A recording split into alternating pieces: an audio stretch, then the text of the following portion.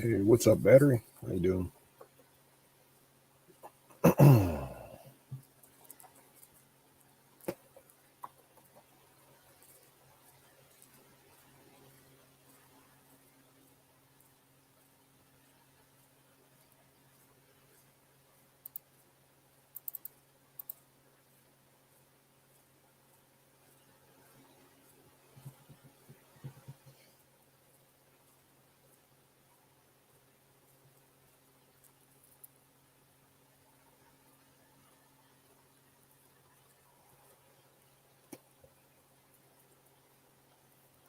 What's up, Schumer? How you doing?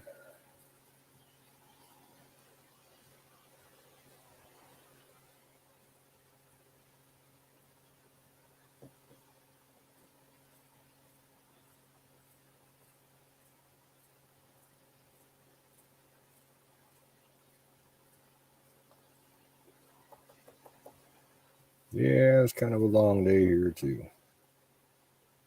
Long and fucking boring. And cold. We got fucking snow last night.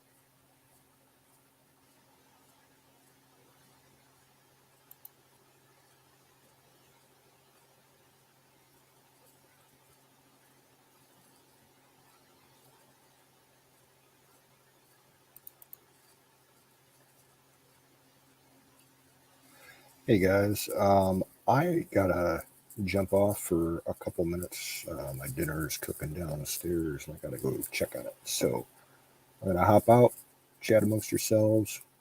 Be back in a few.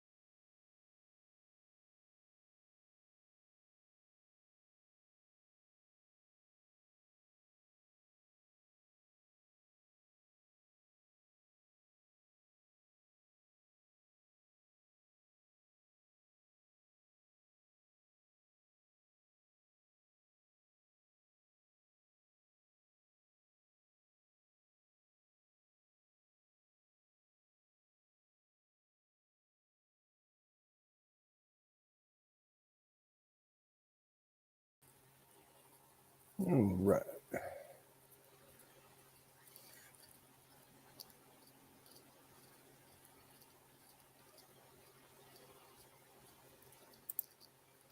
What's up, Jim Dude? Sorry for the delay, but I had to go get my dinner.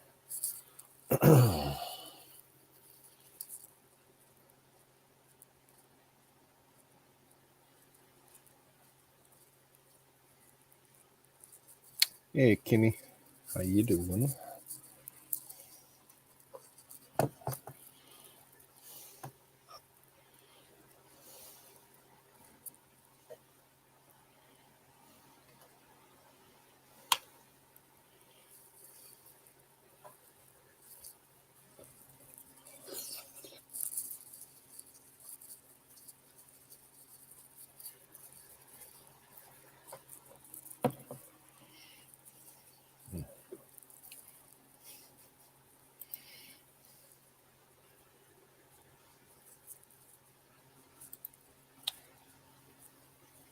Good to hear, Zoom. Today was not so nice up here in Ohio. Because we got fucking snow. Again. Did you get the snow too, Kimmy?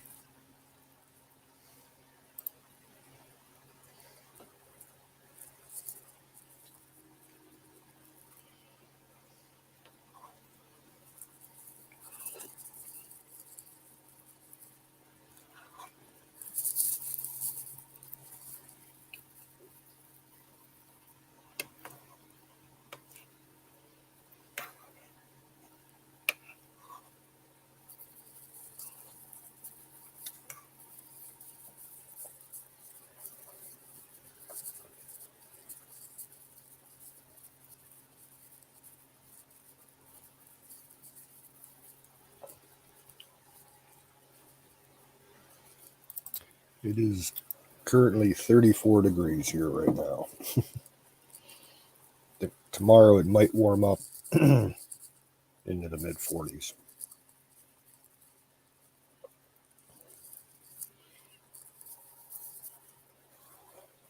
Yeah, last night it started snowing probably about,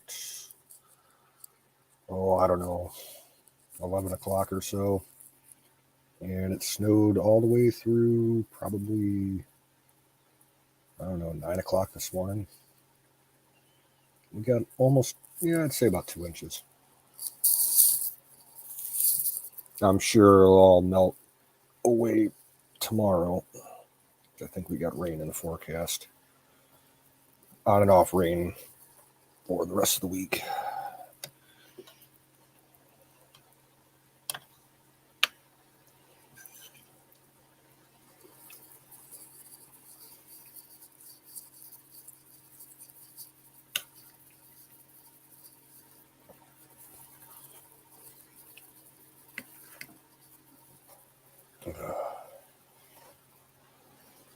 Yeah, he was saying, saw the title of his stream, it said back to the freezer or some shit like that. So I kind of figured he'd get it too, because what usually hits me hits him about 3 or 4 hours later.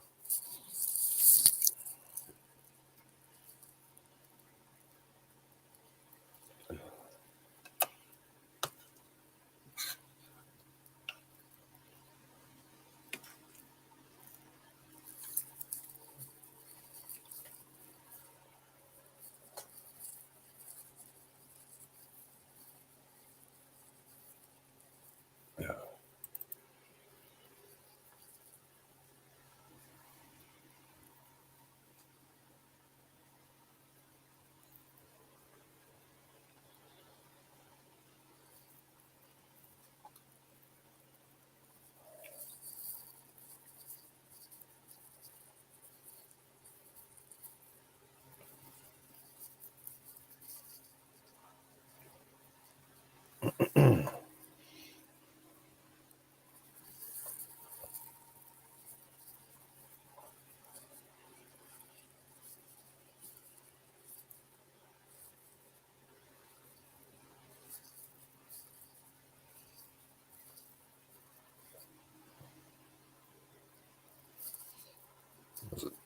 Gold or silver battery?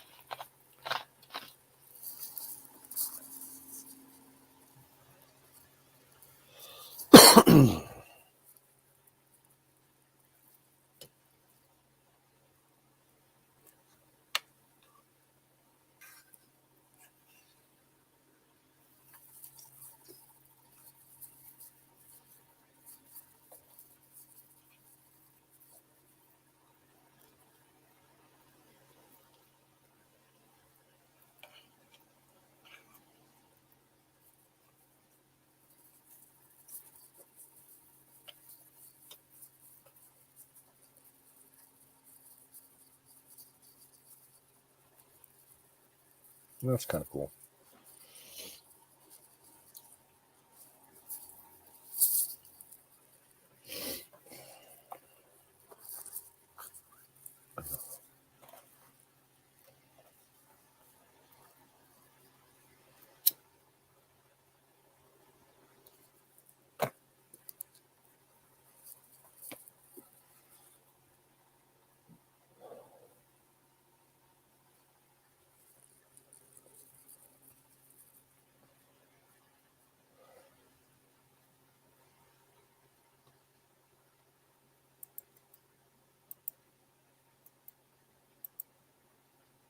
Yeah, there's a link.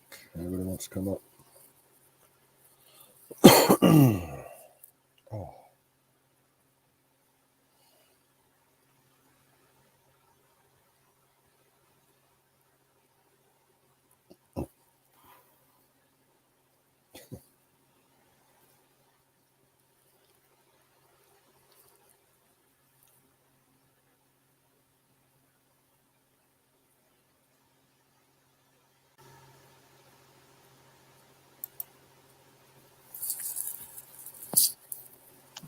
what's up?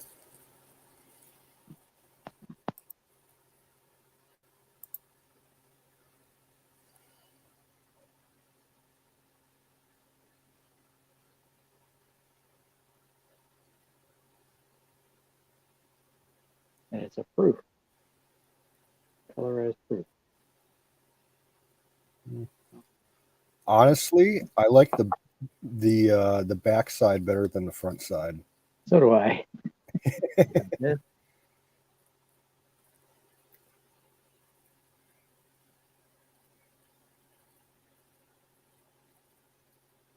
back yet.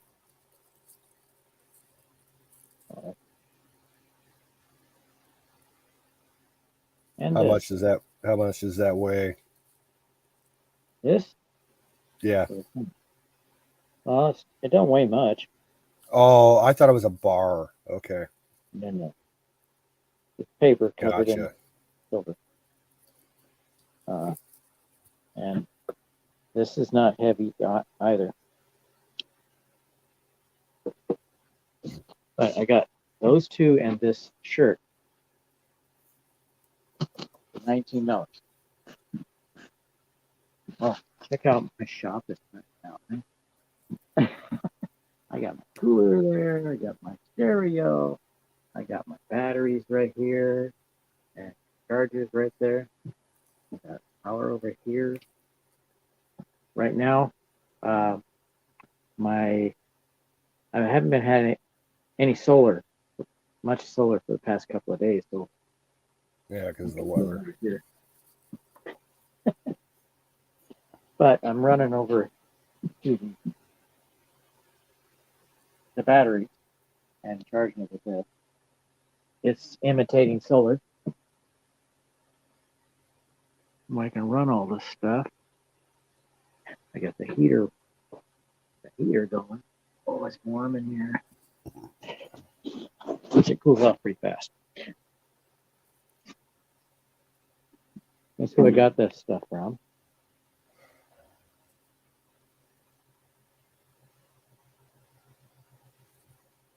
Oh, 15% off. But I really need to shop from Michelle's channel. I told her I would, and I haven't done it yet. Terrible person.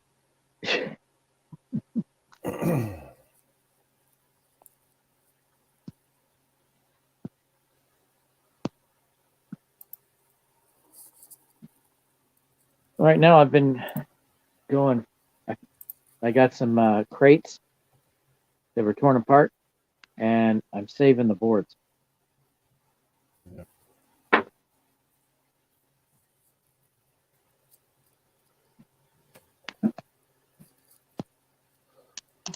Since I haven't been getting any sun, there's my solar panel. Yeah, I've taken the nails out of it.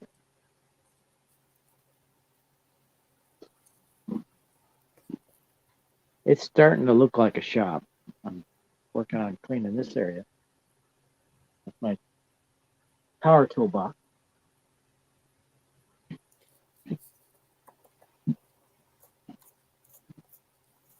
Ooh, what's this? Absolutely. Grapefruit? Yep. I haven't tried it yet. And I got I would I'm not big into flavored vodkas all that much. Grapefruit, yeah, I would give that a try.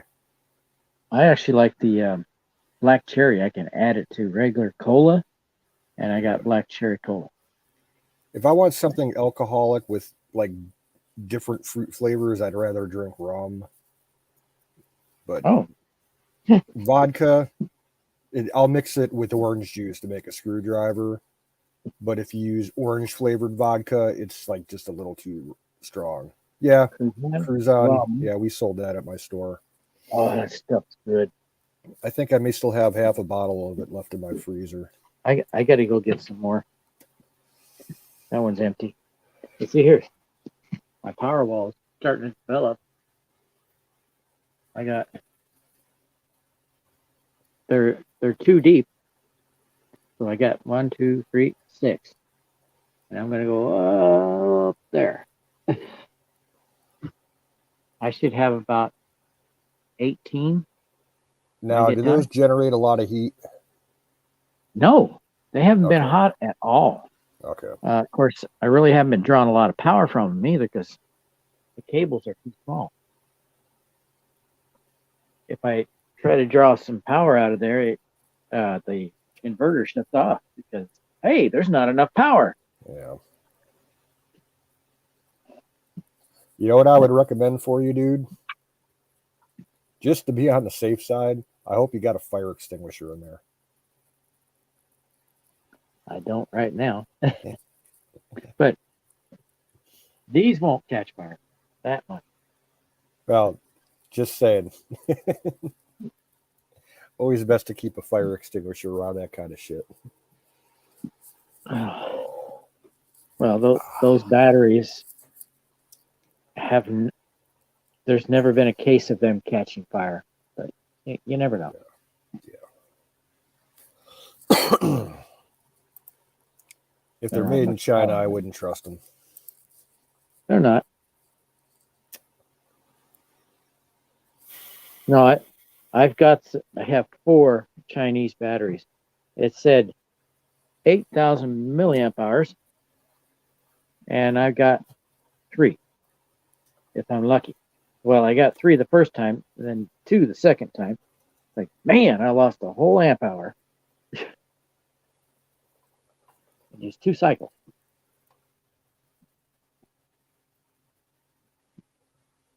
There's the first set of shelves.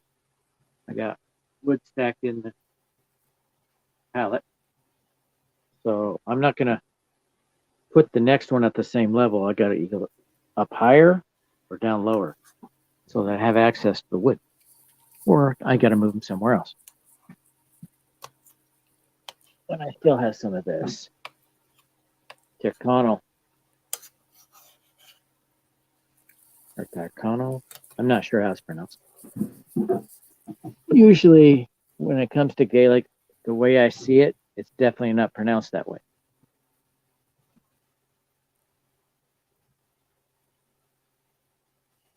Well, starting to look like a shed here. The shop.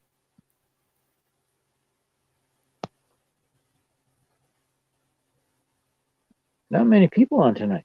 What the hell? I think Aaron's still on. So, yeah, there was a lot of people over there.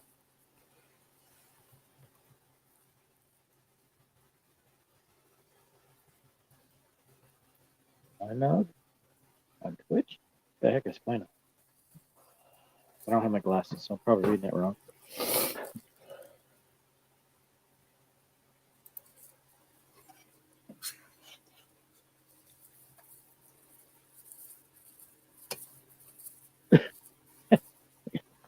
You can see better if you open your mouth.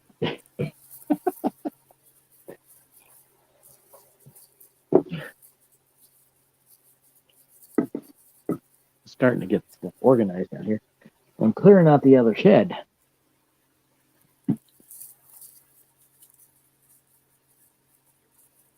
I got bored with that. A couple of days ago, I was starting cleaning out an old shed over here.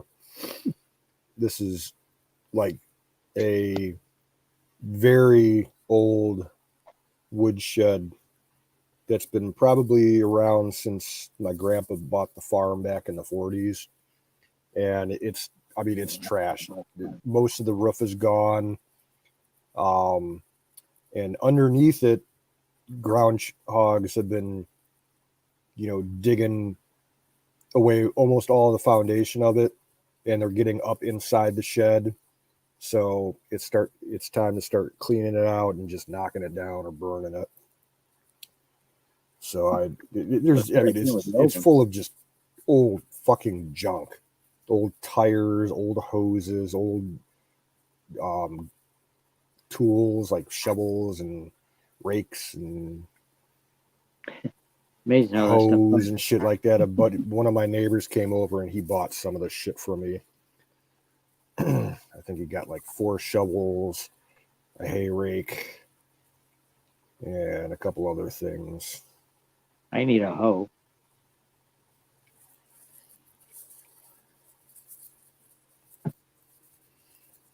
I've been checking grocery outlets. They usually have good deals on garden utensils.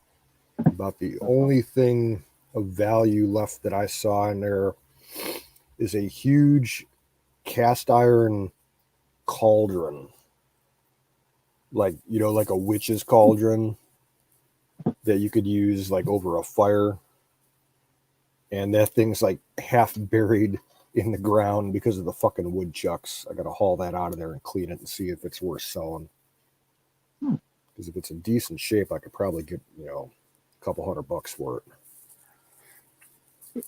Yeah, it takes a long time for those to corrode, so probably in pretty good shape. And even if it's too fucked to use for cooking, you could always use it as like a decorative planter out in your front yard or something. Yeah, if you have planter, nobody's gonna food. That'd be heavy.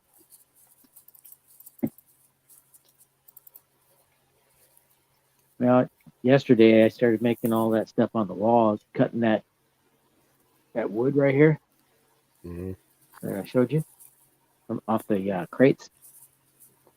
I go behind where I work, and they usually have a bunch of crates back there. You bust them apart, and you can take the boards off of it. It's high quality wood.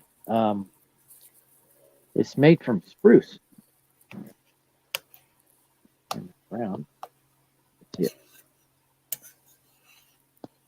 Well, spruce has natural turpentine in it, so it Even made of acts as a spruce. preservative. Yeah, that's good lumber. It's lightweight and it's in super good shape. It's got these nasty hooked nails, but they come out pretty easy. I cleaned those up as soon as I got home. Like I said, I'm trying to get that corner cleaned out so I can start building some shelves there. The last time I had a leak in here, it was right there. But I since shored up the tarp a little bit. Now there's a peak on the tarp, and I climbed up there and I saw a peak from the inside. So it's pretty straight. I mean, it's not straight. It's got a good peak on it, so the water doesn't stay on it. It rolls off. Hey, Nightingale, how you doing? My lumber storage above my head.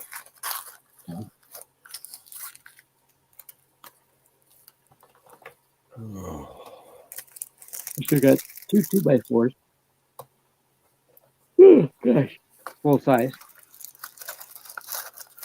I've lost all my sawzall blades. I wonder where I lost them.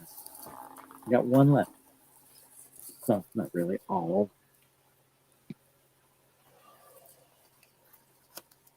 But I got me some more stuff for my electronics. I got a massive crimper for 1/0 cable. What's up, Bill? Hey, How's I it got to going? figure out a way to connect the battery to the inverter with a bigger cable. where's Wizard? Hasn't shown up yet. Okay. How He you doing, might be battery? having power issues.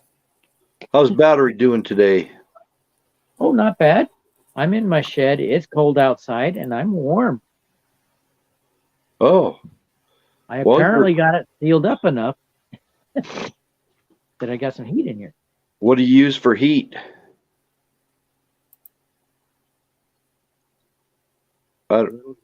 I can't tell what that is. I'll turn the camera around again. I can see what I'm pointing it at. Kind of look like a metal detector. Okay, I don't know what It's that a is. little quartz heater.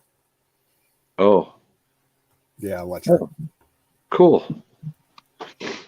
It was warm here today. There's no need for heat here.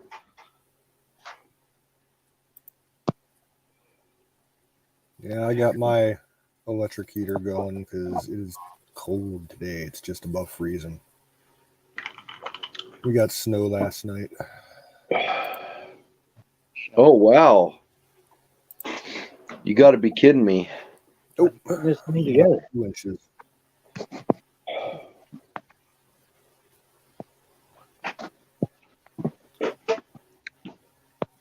So here's my toad in progress. I'm making a toad. If you want to see it. Sure.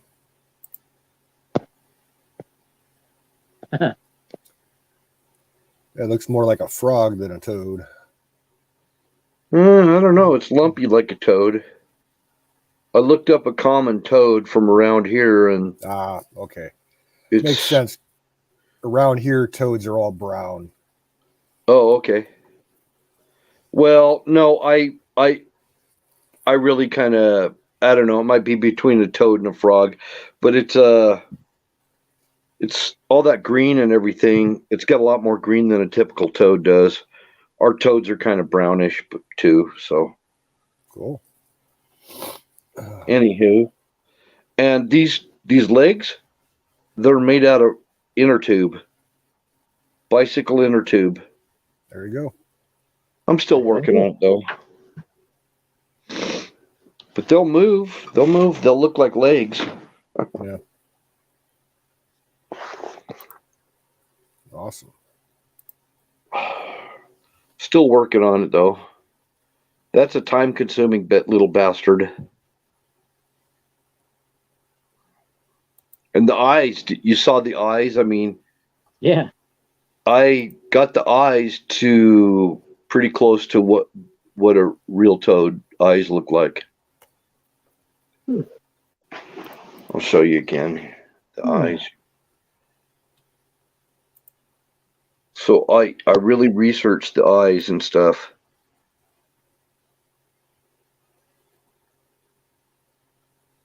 Nice. And then those white streaks that are down it, that's what our common toads have. The bright green that you see in between the spots, that's not what our toads look like. But you know what? I'm trying to make it so it'll catch fish. So that's the thing. There you go. I think it'll freak out a freaking fish if they see it when it's done. Yeah. I bet you if you use it around here, you can catch a real nice largemouth bass. Yeah. Or a pike. I'm thinking I'm probably going to put some weights underneath it. That's why I didn't finish painting the underneath. Mm-hmm. I'm going to, so that it stays the way it's supposed to be. So it lands belly down, you know? Yeah.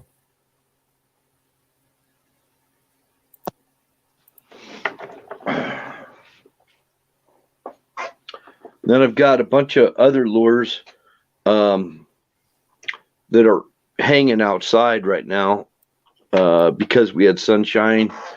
I left them out there trying to let the epoxy cure and harden up real good.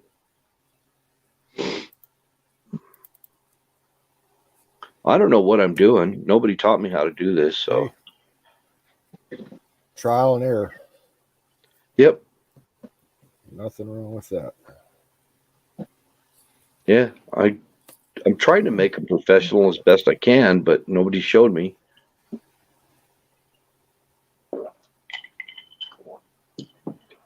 Man, I like this. I got sparkling mineral water and lemon, and what a refreshing drink. I haven't had mineral water in ages. Never really cared for it. Well, I put fresh squeezed lemon in it, you know, in the mineral water with ice, and it's pretty good. I like the tonic water. Tonic water's good. I like lime in water. Oh, do you? Yeah, it's my multimeter. Great. Well, I have those 1 gallon jugs of water that I just cut up a lemon and put lemon wedges in there, you know, kind of squeeze it a little bit to get some juice in there. And then I drop the whole lemon skin and all in like quarters, and just put it in a 1 gallon jug of water from the well. It's pretty freaking good. I got a soda stream. To take that water and put it on the soda stream and give us carbonation. Yeah, but how much did the soda stream cost you? They're kind of expensive, aren't they? Well, it was a gift, but they're around $100. Yeah, that's what I thought. I think we got it at my wife got it at Costco for like $75. I'd get one if they were cheaper, but yeah. I've seen them at. I bet you there's plans online where you can build yourself one dirt cheap. Oh, really? I've seen them at the Goodwill. Oh, wow. $15. Wish we had Goodwill here. We don't. You don't have any secondhand stores? Yeah. We have a big one that's run by the Mormon Church. Other than that, I was going to say your area, the Mormon Church is probably Utah? the dominant thing for secondhand stuff. Yep. It's called Deseret Industries. That's the name of it. Oh, I don't like Deseret. We call it the DI. But I think Yeah. there's a Salvation Army over here too, and there's another thrift store. The proceeds go to help Big Brothers Big Sisters. We have And one dozen right here. Oh yeah. Yeah, we got one Goodwill close to us, and then red, white, blue, which all proceeds go to vets. Oh wow. Yeah, I'm What's the name gonna of it? share. Go ahead, Bill. I'm sorry. What was the name of it again? Battery that helps Red, white, and veterans. blue. Red, white, and blue. Okay. I'll Google it and see if we have anything locally here. I try to help veterans too. I got a really nice leather jacket from there for $15. Wow. And you can zip the sleeves off. Couple of things I won't get from a secondhand store. Number one is underwear. I will not Yeah. buy. No, I will not no buy way. underwear or shoes because I know what kind of foot problems that I've seen people have, and I do not want to get freaking shoes that have Famunda cheese in it. Yeah. I've bought shoes. I've never had a problem. Okay. I can't find my multimeter. I don't know. I'm persnickety about stuff like that. Hey, So, Battery, I don't know if you can see the screen I'm sharing right now. Hot welder? It's a tabletop DC power supply. Would you have any use for it? Yeah. I'll give you a good get ready to deal on build it. I bought it last year and I don't use it. I was only really testing out a couple theories with it, but if you're interested, let me know. They go for $90 online. I'll sell it to you for $70 if you're interested. Okay, well, I'll think about Think it. about it. Yeah. I bought a power supply from a computer, ATX power supply, Mm-hmm. and I paid $9 for it, and I paid I think another $6 for a breakout board. You just take the big 24-pin connector and plug it into the breakout board, and you get all the voltages broke out. It has negative 12, positive 12, 5, and 3.5 or something like that. But I can break it out whatever voltages I want, really, because I'm going to turn the negative 12 into a variable 24 volt. Yeah, this is a thing, rattler. As soon as I can find everything. This one's a rattler. It rattles. The seeds in it? you Can you lead hear it? weights inside. BBs. I put BBs in it. And then I coated the inside chamber with urethane so that it would harden, and have more of a rattly sound. But when I'm done with it, it's going to have a blade underneath it. I never thought of that. I just cut my blades out of this stuff. This is the stuff I cut it out of. Lexan? It's polycarbonate. No, okay. So there's a little piece right there that Ooh, it just turned on this. it kind of cracked when I cut it. This one did. Wow. But I make my blades out of that, and then I sand them down. I sand the edges and everything and try and make them, as fine as I can. By the way, Bill, Zoom Dude's in the chat. He says hello. Hey, Zoom. Yeah. I'm glad to see Zoom. I'm always glad to see Zoom. I'm I'm now fully on battery. Except for the heat. I can't run the heater off the battery. Not yet. Draws too much current for the wire. Sparkles.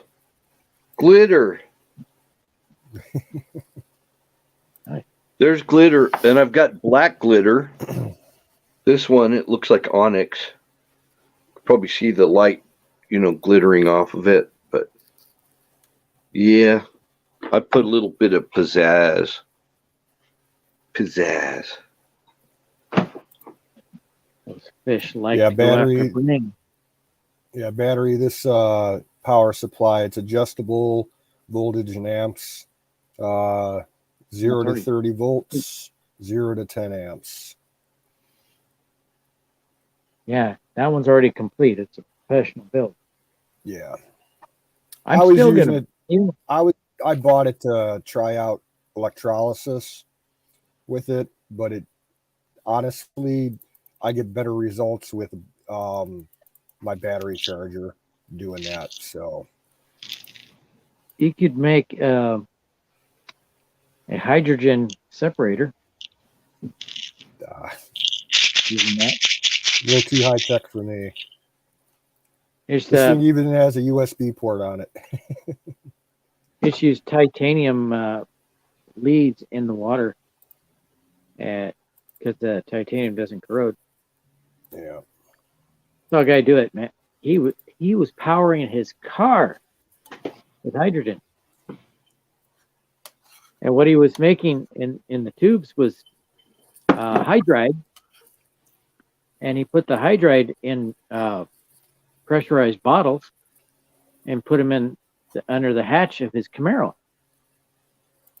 and then he ran hoses down into he made some kind of fuel pump system to send the fuel to the carburetor, and he's just using his the same gas engine that was in the car, and he's running he's separating the hydrogen from the hydride in the car. He didn't show that part. He just showed how he got the. Oh yeah, with the tubes, he's showing how he got the hydrogen out of it.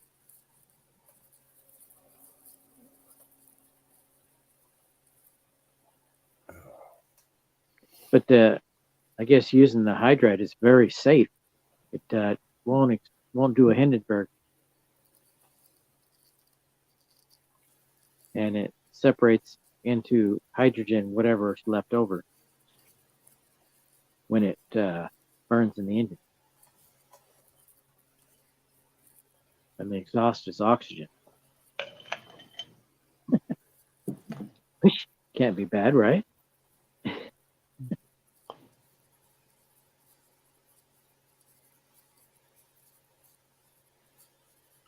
But what he used to separate it, you can't buy. You have to build it, because it is used in radioactive high explosive. Oh, wow. Nuclear bomb. So you can't buy it. But there's no rule about making it. And around his property, he's got, places where you shouldn't be walking because he's got radioactive placards on it. Okay. I don't know why it's doing that. The inverter shuts off for a second and then comes back on. The lights turn off.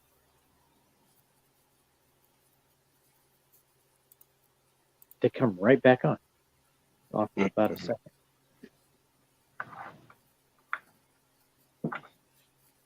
So who all's in the chat? Well, I don't know. Gosh. Zoom Dude. Nightingale. Yeah. Nightingale. Moggies. Kim was in here real quick earlier. Panel. And I think that's it. Okay, Platoon wants a link, I think. No, he posted a link. Oh, okay. Yeah. I gotta make a quick video.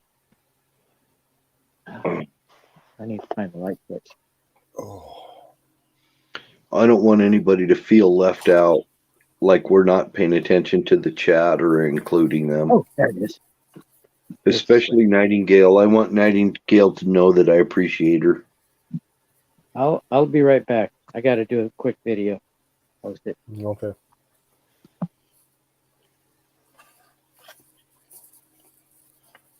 So I have officially been elected as mayor of Peckerwood Heights, Mississippi. Congratulations. Hey, thank you. We all got to start somewhere, right? Yeah, there's Ragged Coin. Shadow Man. Shadow Man. I think everything Raggy. just shut down, so we'll be getting the raid.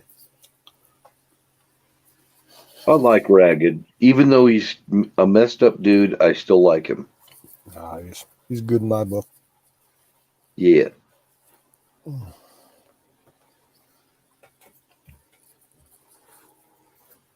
Oh. He actually cracks me up. I just finished my supper. Ugh. Glad I stopped when I did. I don't want to get too full.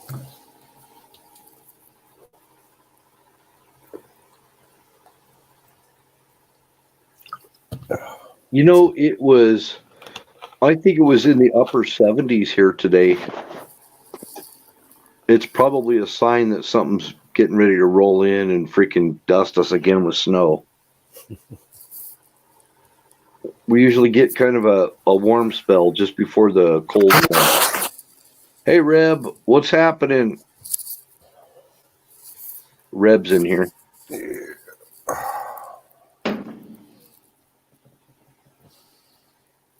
I think Platoon is kind of a rebel too. Oh yeah. He's got that rebel thing going on.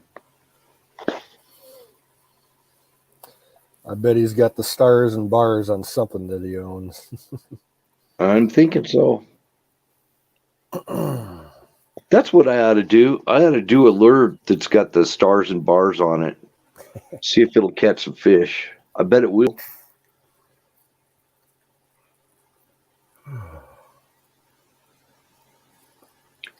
I'd have to paint little teeny tiny stars.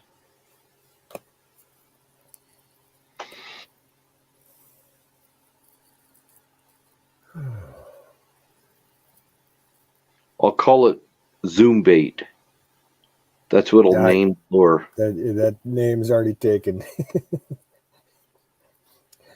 Zoom Bait is an actual fishing lure company. Oh, really? I didn't know that. It's a bait company and they're called Zoom. Well, I'm not calling my company that. I'm just calling the lure Zoom bait. Yeah, just saying.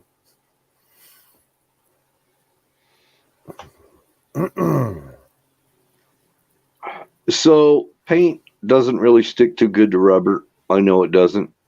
I knew it before I painted it. Oh, for your legs? Yeah, for the legs on the toad.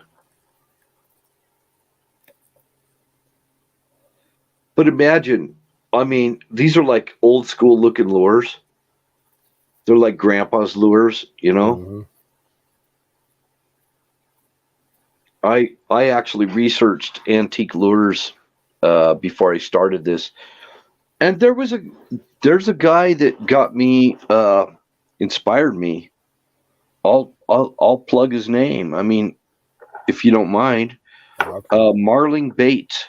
Marling Bates. This guy makes the most realistic looking lures, and I'm trying to make them realistic, but a little bit fantastic, you know? Mm-hmm.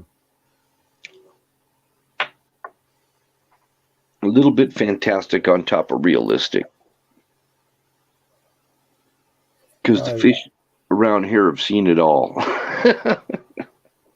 The other day when I was out cleaning out that woodshed, I was out in the garage and was digging around, and I found my dad's old tackle box from when he was a kid. Hell yeah. It's still got some lures, mostly older plastic lures, like from the 50s and the 60s. Oh, dude, there's a bunch of videos out about people using old grandpa's old lures and get like old timers tackle boxes that are full of gear, you know, and they go out and fish with them and they catch a shitload of fish.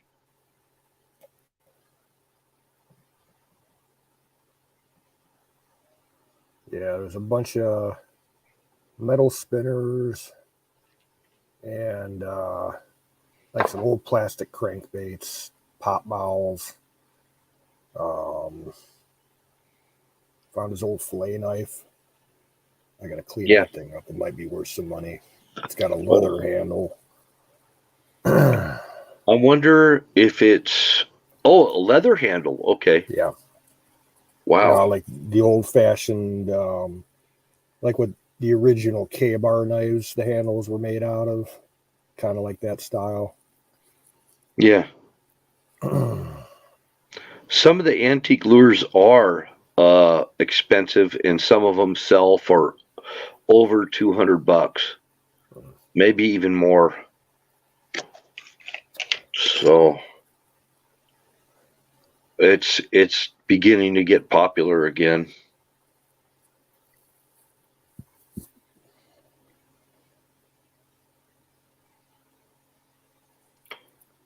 You know, like garage sale lures and stuff like that. Yeah.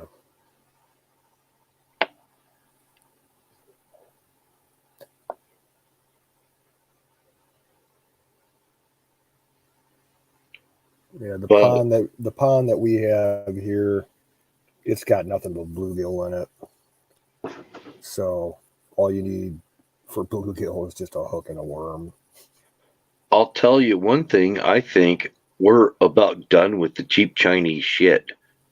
Americans do everything better. Oh yeah. Ragged wants to know if you can fly fish. I am a fly fisherman. I started out that way, yes, sir. Yeah. And I started out fly fishing with old-timey gear, like split bamboo fly rod with automatic reel made by Pfluger. Yep, I started out that way, and I used to tie my own flies. And what I would do a lot of times is cut open the fish's belly, because I'm going to cook them anyway, only the ones I'm going to cook. And I cut open their belly and see what's inside their stomach. Yeah, and that would give me an idea what they're biting at. Yep. Exactly. That's only the fish that I was going to keep, you know. Yeah. Because I'm not totally into hooking them and cooking them. No, it's the same thing with hunting and trapping. Around here, a lot of the varmint hunters, you know, going after fox and coyote and stuff. If they shoot one or trap one, they'll open up the stomach and see what they've been eating. Yep. Whether it's cats or rabbits or whatnot. We have native trout here that were native before anybody even settled this area. And they were cutthroat. It was a type of cutthroat trout called Bonneville cutthroat. Well, they got close to extinction. And every time I catch a cutthroat, I throw them back because I want them to propagate. Yeah. I don't throw them back. I mean, I put them back, you know, in such a way I make sure that, you know, they're going to survive. Yeah. Start, you know, letting the water go through their gills and everything, and maybe work them back and forth until they start moving, you know. Sometimes you hook them kind of deep, and I don't like to use deep setting hooks. I try to mouth hook them if I can.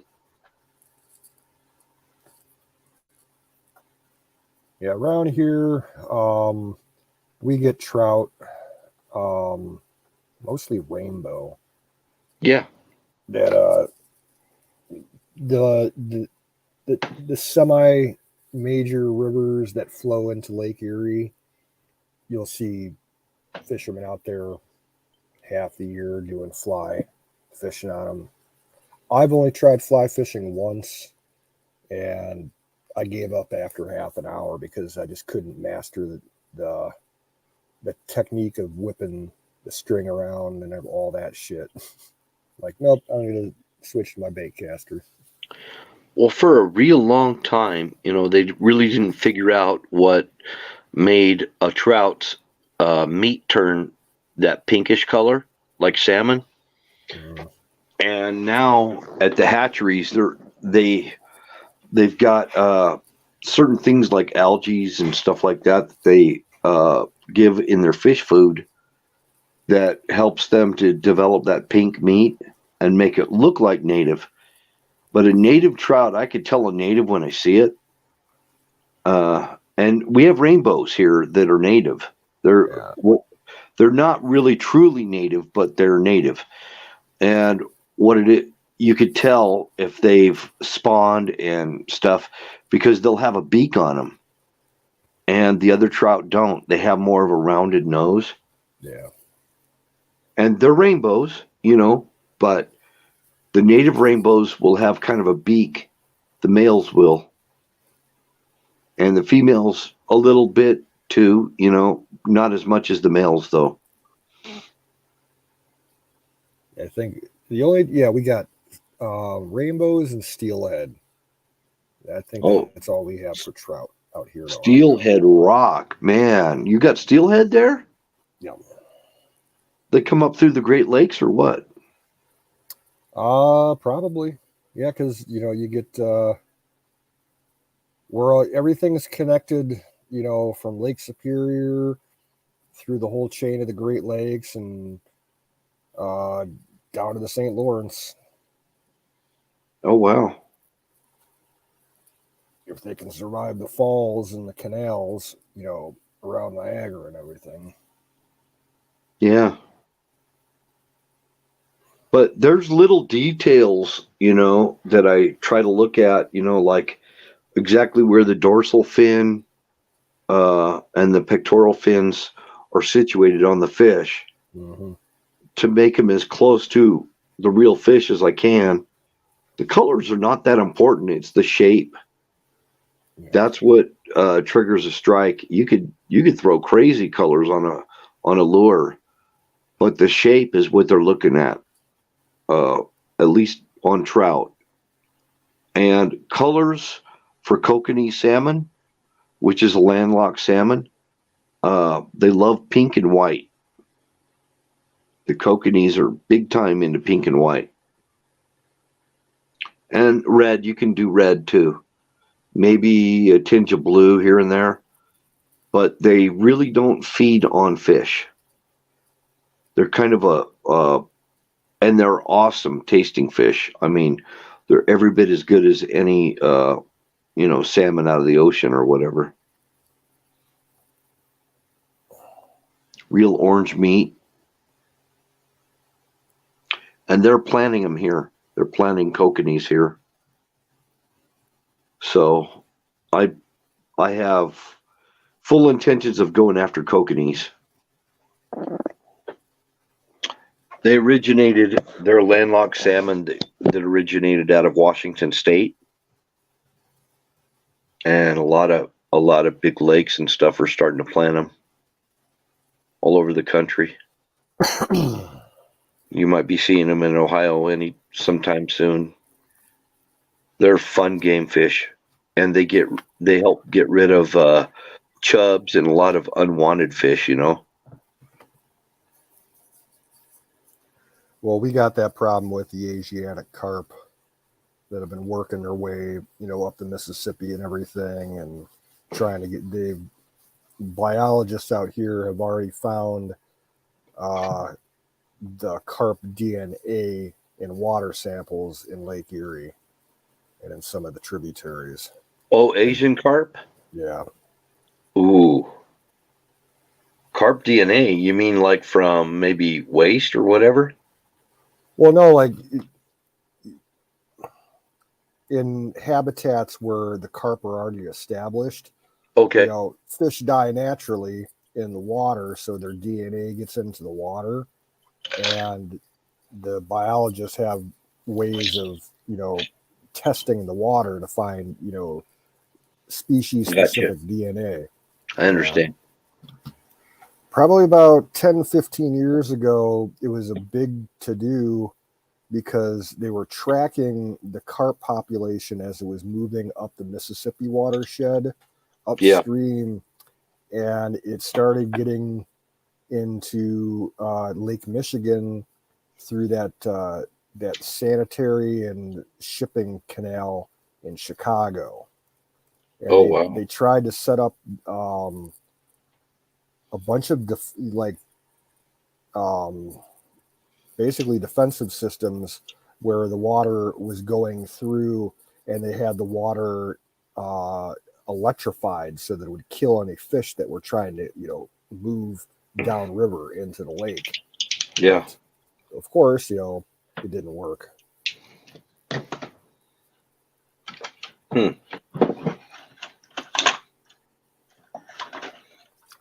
Yeah, what probably happened was just like the zebra mussel scare back in the 70s and the 80s. It probably spread because of ships and barges. Bilge water. Bilge water coming out, and because that's how it happened with the zebra mussels. They were a European species, and all the cargo ships that came through the Great Lakes, they dumped the ballast and everything illegally into the lake, and 5 years later, all you saw on the beaches were fucking zebra mussels. It took them we've got decades to fix it. We've got them here. They infected Lake Powell and Lake Mead, and the problem with zebra mussels is they actually get into the hydroelectric plants. Yep. And they bugger it up. Same thing here with the we have some coal-fired electric plants still here along the lake shore, and they have the hot water discharge that goes into the lake. All those the piping and everything would get completely encrusted and back up their systems. And same with like the freshwater intakes in the lake that provide drinking water to Cleveland. They kept getting fucked up, completely clogged with these fucking mussels. Oh wow! Excuse me. What's up, Wiz? That was a humdinger of a belch. Dr. Pepper belch. That was a belch that people in Wisconsin would be proud of. What's this about clogging pipes with your muscle? Not my mussels. Zebra mussels. Aquatic mussels. Aquatic mussels. Oh, okay. We're not talking about your main mussel in the middle there. Oh, I was like, but yeah. Nah, man, that's some funny shit. But yeah, how you guys doing? Terrible. Absolutely terrible. Really? I got a new rooster. I got a barred rock rooster. You got a big new cock. Yeah. Wasn't gonna say it, but yeah. Oh man, yeah. What kind is it? It's barred rock. Okay. Barred rock rooster. The hens are still being grown, but yeah, I traded that chicken tractor for a dozen hens and a rooster, so gave me the rooster. Hey, I've got to ask you, what do you think about Wizard? What do you think about bantams?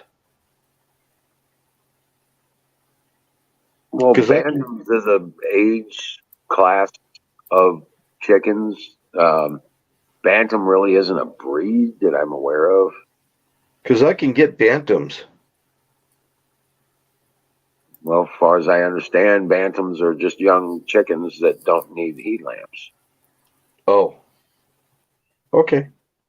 Um, I thought it was a breed. I may be wrong, but I don't know. Because they had some bantam roosters for sale down the road here. Oh yeah. Yeah, bantam Nice. roosters and bantam hens. Hey, Nightingale. What's up, Zoom? Yep, Ranger's doing great. He's been out hunting. Missed Wiz's new clock. Oh, cock.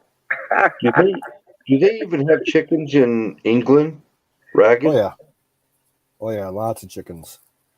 They eat chicken here? Lots of old heirloom breeds. I didn't That's know where a the lot of English ate chicken. where a lot of the original American breeds, back in the 1700s, came from British stock. Oh, really? Uh-huh. Especially the Plymouth, like what Wizard is saying, the Barred Rock. That's basically a subspecies of the Plymouth chickens. Those originated in England. Yeah, in fact, Oh, they're okay. called Plymouth Barred Rocks. Yeah. Okay. Just wondering. Ragged says, no, we still have dinosaurs. I didn't know. I don't know what they eat over there in England. Oh, they still eat chicken. I mean, I don't think there was a single place that I went that didn't have chicken. And I've been to I thought Spain. in I've been England they to just ate Portugal. fish and chips.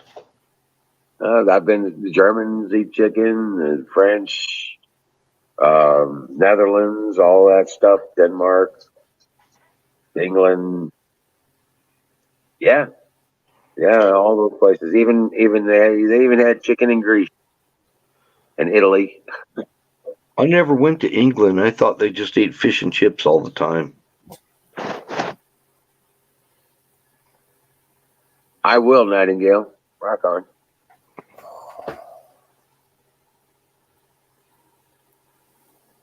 She said she uploaded an Easter video. Cool. Yeah, every chicken has a country. Every country has chicken. Kind of like one of those worldwide staples,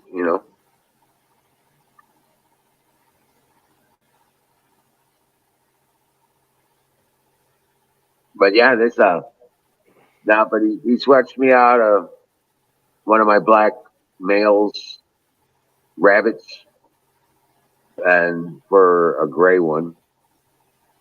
So we just swapped out rabbits. Now I've got a black, a gray, a silver gray, and a white one, and a brindle. So I need to build another buck cage. Because I heard chickens originated in Southeast Asia. I don't know where they originated from, dude. I have no clue.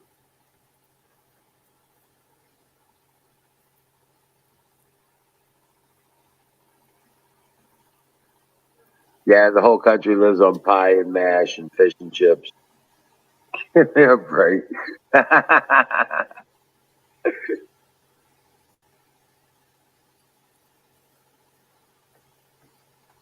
Well, they do eat a lot of fish and chips over in England.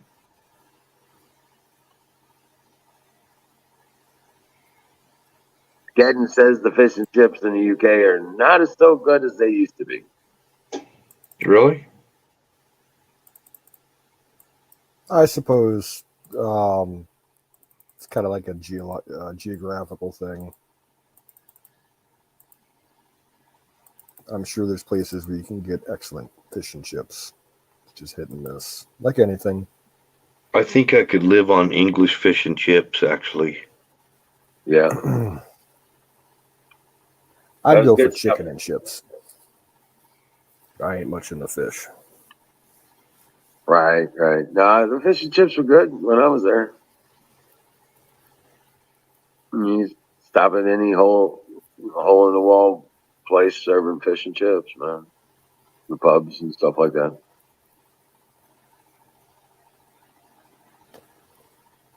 Right. He says the closer you are to the coast, the better it is.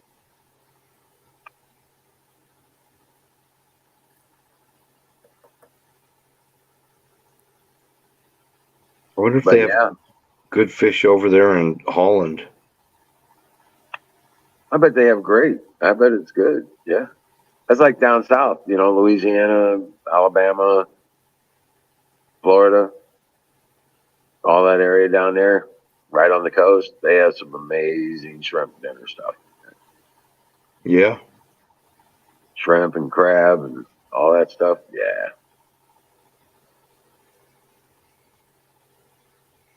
Yeah, if I was suddenly all the meat disappeared, as long as I had fish, I'd be okay. Hey, Muggies, welcome in. I think I could make it as long as I had fish. I could switch over to fish and not miss a beat. Oh, yeah. That would be a hard transition for me. Right. For somebody who doesn't like fish, right? Yeah. Yeah, it would be difficult for me too after a while.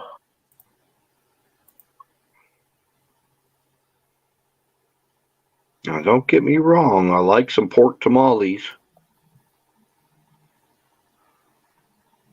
I've had tamales made with chicken, beef, and everything else, and pork is my favorite tamale. Oh, yeah. I love pork tamales, yeah. They are A1. They're the bestest.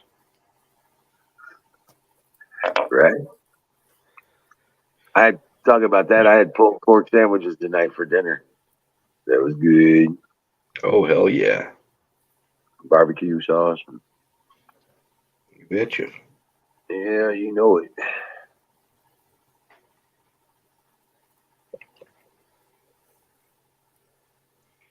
It's a good pork chili verde.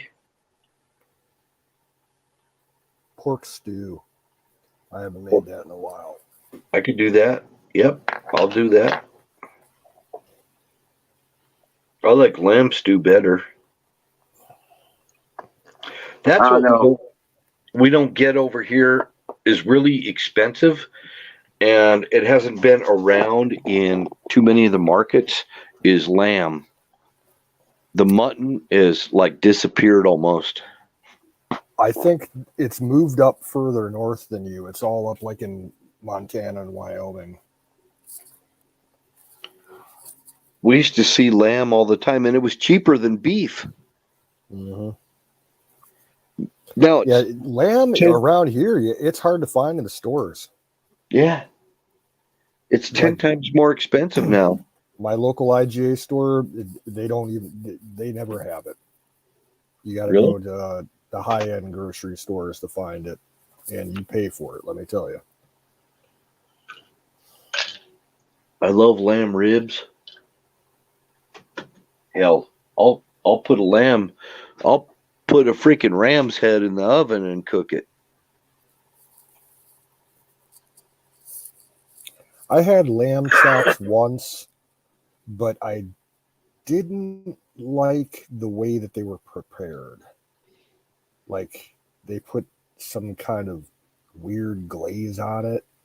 The mint. Yeah. No, I think it was plum jelly.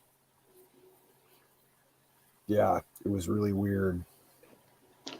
Oh, wow. Now, I had leg of lamb once that was actually very good. It was either leg or shoulder. I think it was a shoulder. And that was done really good. It had a lot of garlic in it. Right.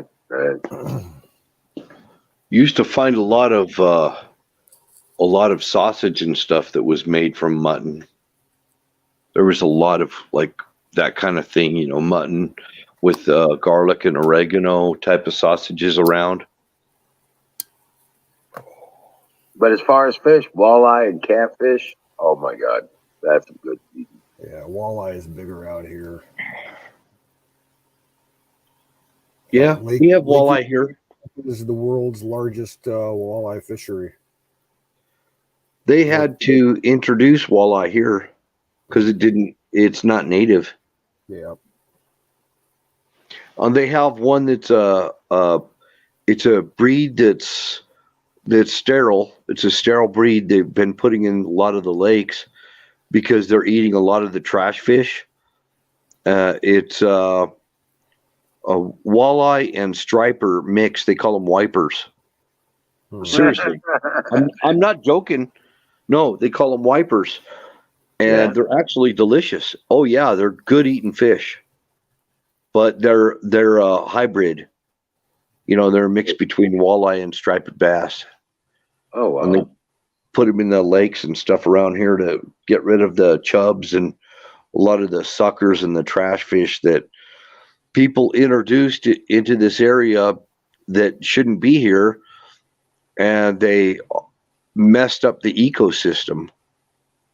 So these fish are they would eat the eggs of trout eggs, everything, so that the indigenous fish couldn't reproduce. And so they introduced the kokanee salmon and these hybrids like the wipers, and they would just, and they can't breed, so they're not going to like take over a lake or anything. They just put all these hybrids in there to try to clean out the trash fish, but they're good eating. They're good eating. There's nothing wrong with them. They don't have like GMOs or nothing in them. Oh, right. Yeah, I cooked a lamb over a fire. A whole lamb. We cooked a whole sheep. Me and a bunch of friends of mine cooked it up in one of the canyons, and man, so much grease came out of that. We couldn't put the fire out. Oh wow. That's funny. Well, there is a lot of fat and it is greasy, but oh Right. man, it's good. It is so good. I was raised on that. I mean, my very first solid meal as a baby was lamb. My dad was a meat cutter, and he pureed lamb and stuff, and that's what I was fed as a baby. So, I mean, I've been eating lamb since that long. Yeah. Wow. Yeah.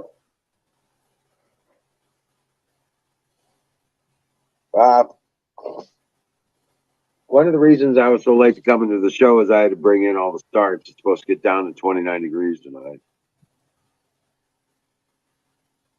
Yeah, I kind of figured you were conserving your power tonight.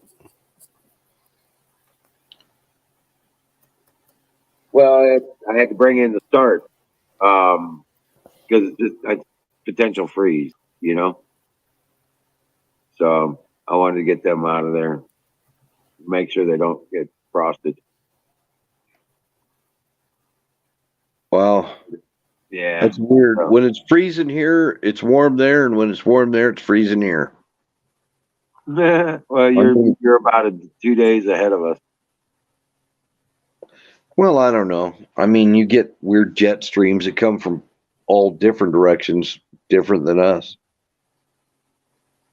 But yeah, when it comes from you guys, it's about 2 days worth of weather. 2 days and then it's here. Everything we get comes off of the Pacific somehow. It all comes out of the Pacific. Yep. If it's not an Arctic blast out of Alaska, it's coming up out of San Diego, California, or somewhere. Right.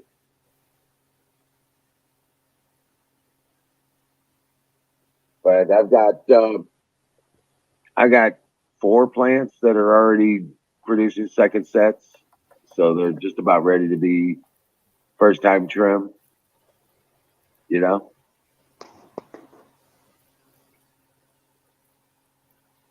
And then I'm going to take those and set those in soil.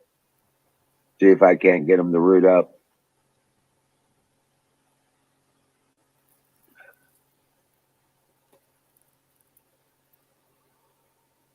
Yeah, Wiz, we got snow here last night. Oh, wow. Yeah, like 2 inches. Yeah, Huckleberry sent me pictures. She said she got snow there too today. Yep. Same with Kimmy. Yeah, it was wow. I was just like, damn. It's not going to last long. I'm sure by midday tomorrow, it'll be mostly gone. Right. Yeah, it got down to about 27, 28 last night. Tonight's like 33, 34, just above freezing. Oh, wow. So Ohio can get weather out of Canada or from the East Coast or West In Coast. every or anywhere. direction. Yep. Yep. Mostly it's from the north and the west, but we do get stuff from the south and occasionally from the east. What about Missouri? Don't you guys get stuff out of the Gulf in Missouri? Yeah. A lot. Yeah. Yep. A lot of our moisture comes up out of the Gulf. It works its way up the Mississippi Valley. Yeah. Yep. I see. That's why you live in the banana belt. I'm almost there. I'm right on the line between grow zone 6 and 7. We probably could grow sugar cane up there. I bet we could.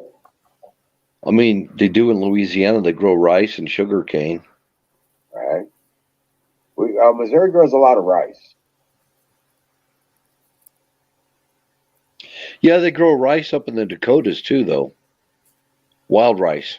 Yeah, Minnesota. Yep. It's native actually up there. Yep.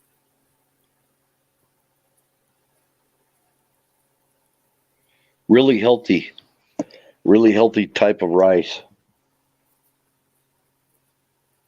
We still have areas up here that grow sorghum. That's, our version of cane sugar. Now, I know for a fact that Ohio used to be notorious for growing sugar beets. Yeah, to some extent it still is. It's not as big as it used to be, because a lot of the acreage is being. I know. There's more profit in growing soy and corn. There's more profit in making high fructose corn sweetener. Yep. And Well, sugar beets is actually, so much healthier. if you break down the corn that they grow in Ohio, if you break down what its end use is for, the highest percentage is ethanol, for gasoline additive, and then you get corn for silage for cows. Well, ethanol has to have a high sugar content type of corn. Yeah. To make your ethanol. Because there's corn out there that is low in sugar.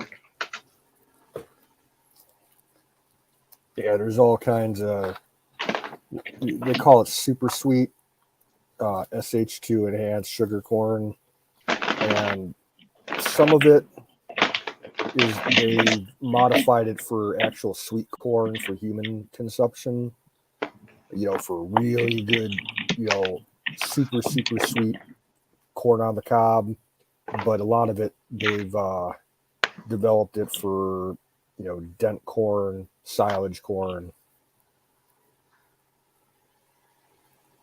And then there's low sugar oil corn. I think that's more out west, like in Iowa and stuff. Yeah, they grow an oil corn. But the ethanol is going to be a sugar corn.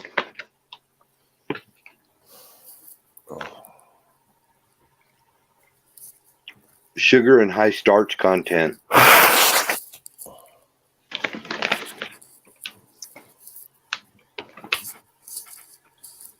same corn that you want to make corn mash with.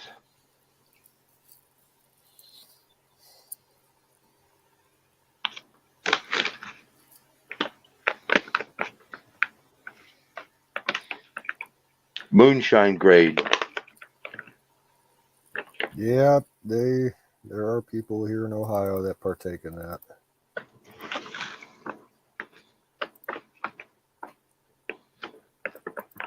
Well, most people that drink probably going to have to learn how to drink it, because when the shortages start showing up, can't get your beer and everything, at least you got moonshine.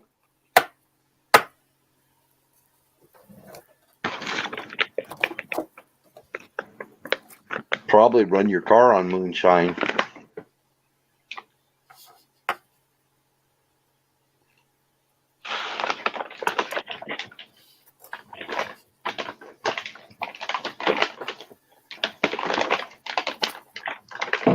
I'm just guessing. That reminds me of that scene from Back to the Future 3 when Doc and Marty are back in the Old West. Yeah. They're trying to find a fuel for the DeLorean, and they try the strongest whiskey that they can find, and it burns through the fuel injection system of the car. Right. Well, the Formula One cars are run on ethanol, pure ethanol. They're alcohol burner cars. Yeah, top end fuel. Yep. Extremely high octane. So it will burn. It'll burn like a bugger.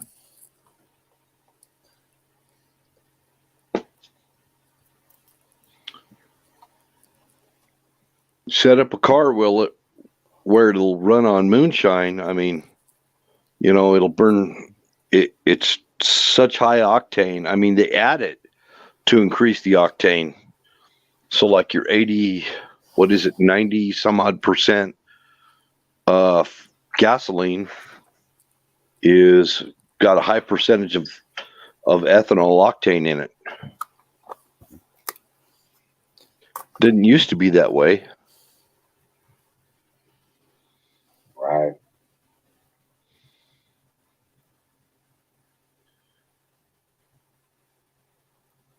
I know that high ethanol gasoline screws up my lawnmower and my motorcycle, and made it so I have to completely go through my freaking motorcycle engine because I didn't realize that.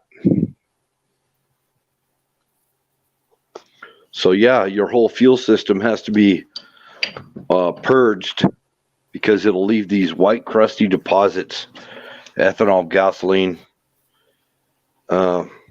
in your fuel system, even on your spark plugs. Oh, wow. Yeah. So we actually sell what they call it clear gas here, and it doesn't have any ethanol, and it's like 88% octane, something like that. That's what I put in all small engines nowadays. And if you're gonna run ethanol, get ready to break out the seafoam for your freaking car or your truck, because seafoam will actually purge all the deposits out of your fuel system, including your sensors and everything. Right. I use seafoam. Really great product. Yep. I like that Lucas's oil additive, fuel additive. I hear good things about Lucas. I just haven't used it. Right.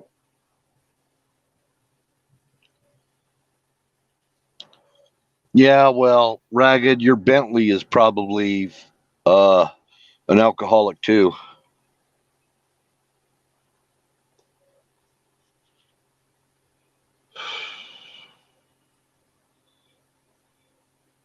Moggy wants to know what seafoam is. Oh, it's a product. It's called Seafoam. Pick it up at AutoZone or whatever. It's in a can. It's about nine something a can. If you get it for high mileage engines, it's 11. But it cleans out your whole fuel system. It'll get rid of all those white crusty deposits that are in your fuel system, including your sensors in your electronic fuel injection. So it's a really good thing to run it. Probably e- every 10 fill ups. If you fill up your tank 10 times, add some seafoam every 10th time or something like that. Just to purge it, to clean it, so you get all those deposits out from that ethanol.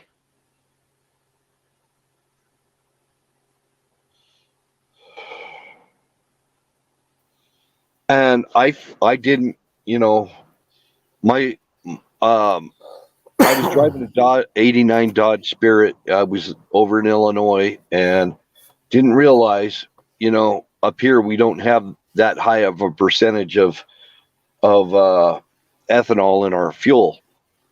When I got out there, I mean, my car broke down. I had no idea what was wrong, and he said, "Well, you're gonna have to get a whole new fuel injection system." The mechanic did. And I'm like, oh shit, how much is it going to cost? And he's like 600 and something bucks. And I'm like, oh man, I thought my life was over. I mean, it was horrible.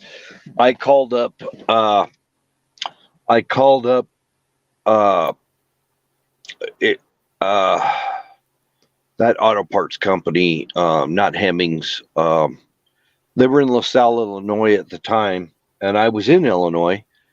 Uh, Trying to remember the name of the company. Anyway, they told me this guy. I finally got somebody on the line, and he said, "Put seafoam in your car." I said, "Why?" And he says, "Don't ask me any questions. Don't argue with me or anything. I know you've got all these notions in your mind, but just put seafoam in your car, and it'll fix it." He says, "You're from out west, aren't you?" And I said, "Yeah." "How did you know?" And he said, "Because we've got a higher percentage of ethanol." And he explained it all to me, and on that part of it. And I went and got me a can of seafoam, and it fixed my fuel injection system and that 89 Dodge Spirit. So I wound up having the same problem in my van. I had a 75 Chevy van. I put seafoam in it, and boom. I mean, it was like night and day. Engine ran great, everything. One can of seafoam and a full tank of gas, and it took care of business. So I'm a believer in it. I tried Berryman's, I've tried other brands, and Seafoam is the only one that worked for me. And it was designed for marine engines.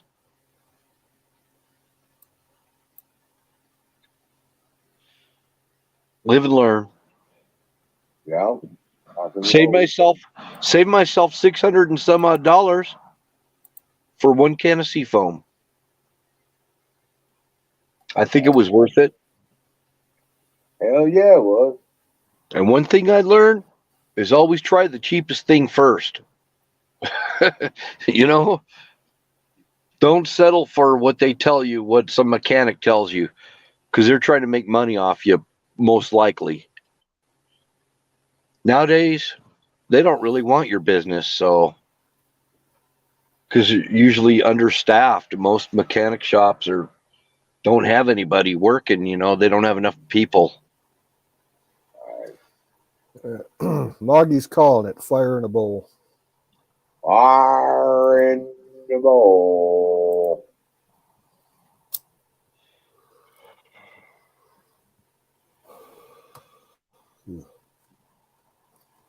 But for roughly about $10, I think it's worth a shot. It's going to make your car run better. Try it. It even made my emissions better. I even got my emissions test with seafoam in the tank, and it still passed with flying colors.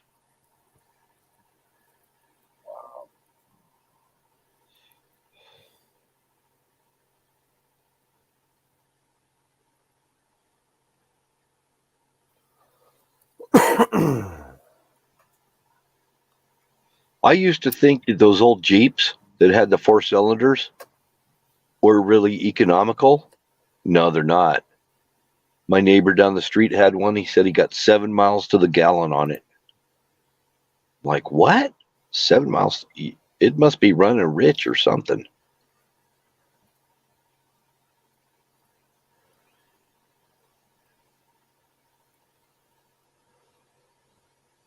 Maybe. I don't know. Anything that gets my gas mileage better, I'm all for it. I seen a video on YouTube earlier that some guy put a lawnmower carburetor on a 302, and it worked.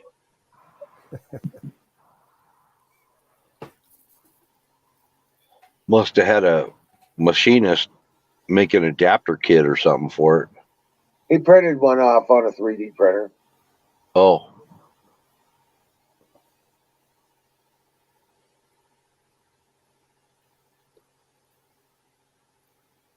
Got 45 miles a gallon on a V8. huh. Usually There are better carburetors out there than fuel injection that'll get better gas mileage and increased horsepower. There are carburetors that do that. They just won't let you put it on your car. Where I live, if I do any modifications to my fuel system, they won't pass inspection. It's a county ordinance. I have to go to another county. I had an old GMC truck, right? and I disconnected the smog pump, and I found out they rejected it. Even though it passed emissions with flying colors, didn't matter. It had a modification to the fuel system, to the exhaust system or whatever. So I had to go to another county and get it inspected. Fortunately, I figured it out, and somebody gave me the lowdown on how to do it. Go to this inspection place down the road and made it pass inspection. But man, I've been through this shit with old cars. Before I bought this one, all I ever drove was jalopies. Right. It's the first new truck I ever bought. I always drove used, where I could pay for it cash. Right. That's the way I am. I'm a cash only guy. Save your pennies and buy your car. Because sometimes you could get I used to be able to get a car with a tax return. You know? Right. Yeah. Get like $1,500-$1,600, whatever, in your tax return, and go down and buy a used car with it that ran. Yeah.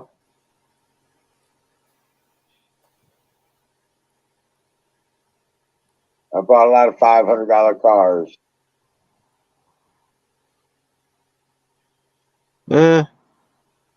I bought a truck for $1,100, and it ran and ran and ran, and then I wrecked it.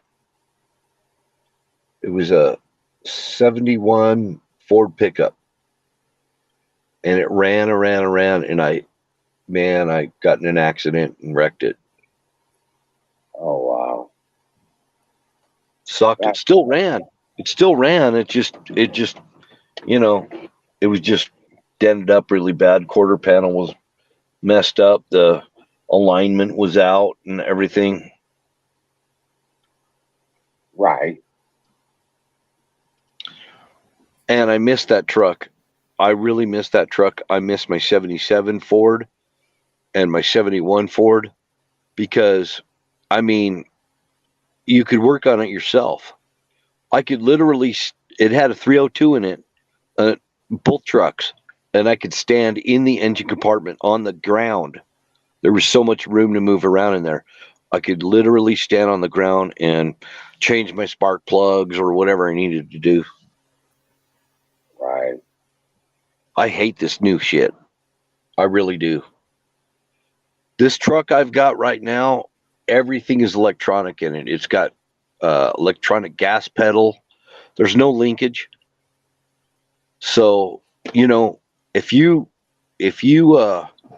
have your gas pedal go out, it costs you hundreds to fix it. You know, I used to be able to, I'd go get a piece of threaded rod and cut it with a hacksaw and make a new freaking linkage. You can't do that now. Not on these cars and trucks. Better off getting an old one and keeping it. But they took them all off the road with that cash for clunkers deal because they didn't want you getting a vehicle that you could fix. And if it's got a frame, you can even straighten the frame. You'll still have a car. Yep.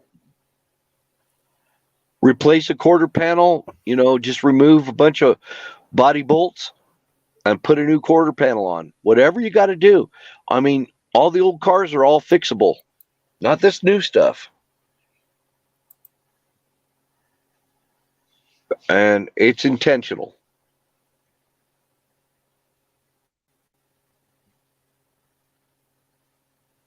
And they can make a carburetor.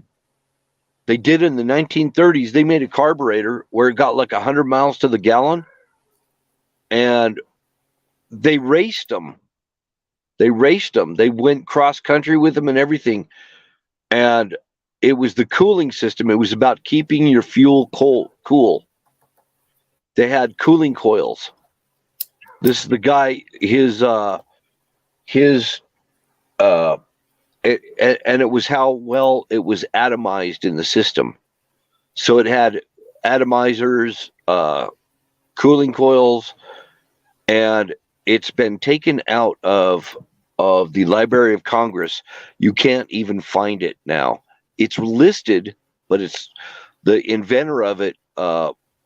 He disappeared, and the patent diagrams and everything are gone. How do I know? I checked it myself.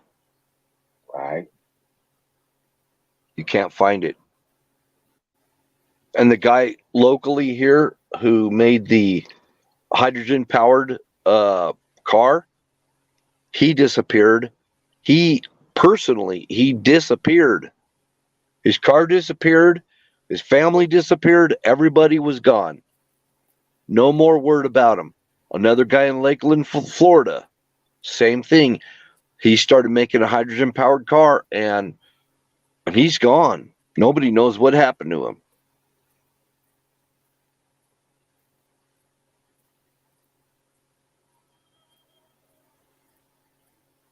So you get something that's better than what they're, you know, selling us, you'll disappear too. That's how it works.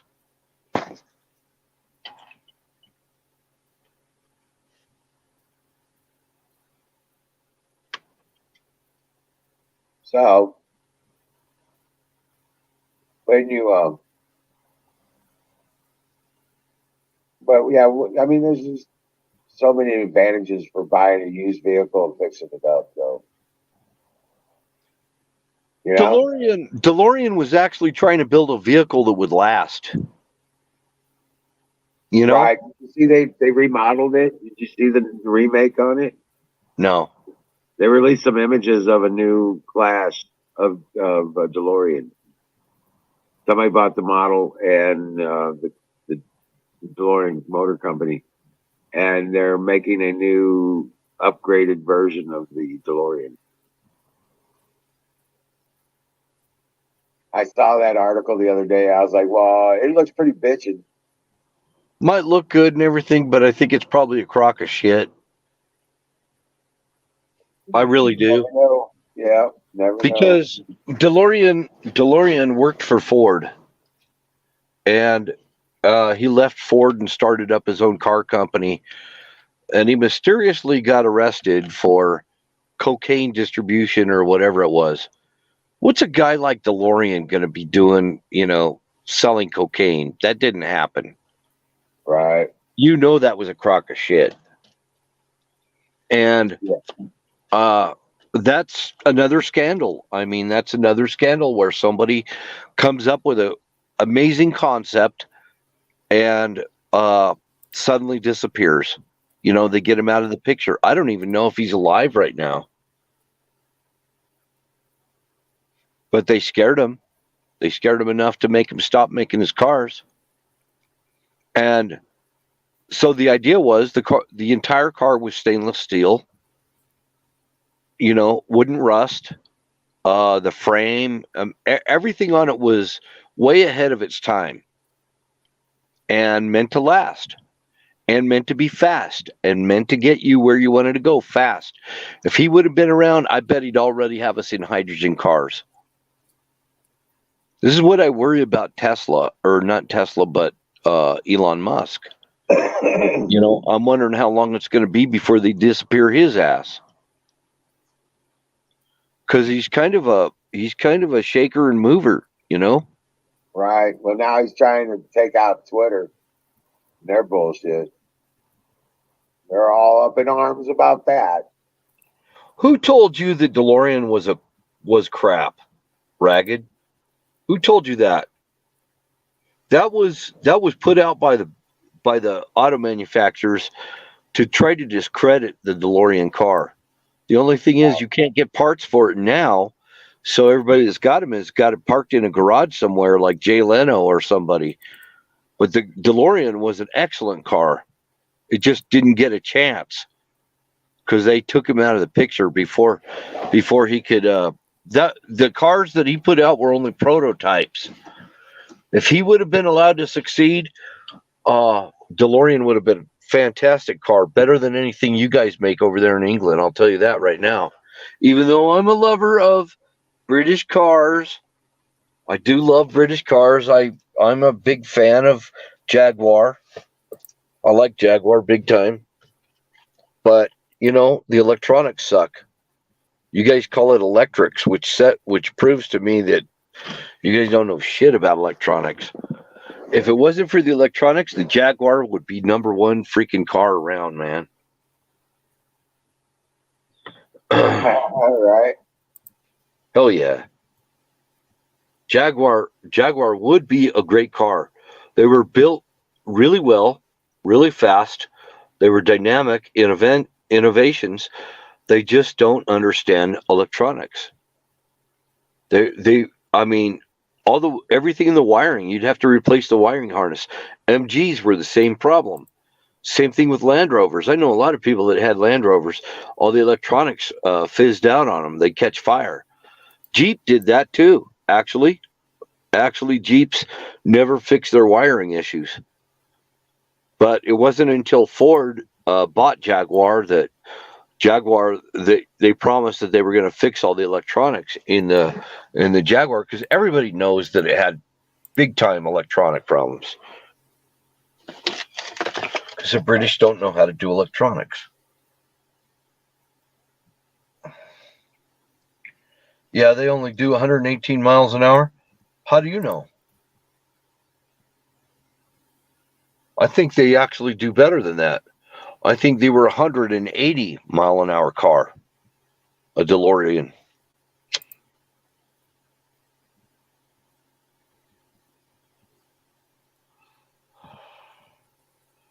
Love Rolls Royce. I used to. The suspension in Rolls Royce was amazing. British, even the paint jobs were better on British cars. The paint jobs, the bodywork, everything. I mean, they were pristine, perfect cars. But I know somebody that owned 7 Rolls Royces. He was my lawyer. He owned 7 Rolls Royces. Oh, wow. Yeah. He was a collector of Rolls Royces. And Rolls Royce was another dynamic company. I mean, they built fantastic engines for aircraft and everything too, as well as cars. But you got issues with your British cars. Fix your electronics, dude. Go to school. Go to America and learn electronics. Because, or Germany. Actually, Germany is really, really good with their electronics. I saw a wreck with an Audi, and the Audi, the entire car disintegrated, and all you saw was wires and debris everywhere. But the driver lived, and it was a massive wreck. Oh wow. Audis have everything in them. I mean, you could get a 10-year-old Audi, and people would think you were rich even with a 10-year-old Audi. They're just so classy. Right. And I like Volvo. Volvos are very safe cars too. That's not German, of course, but yeah, Volvo's a great car. Very well made.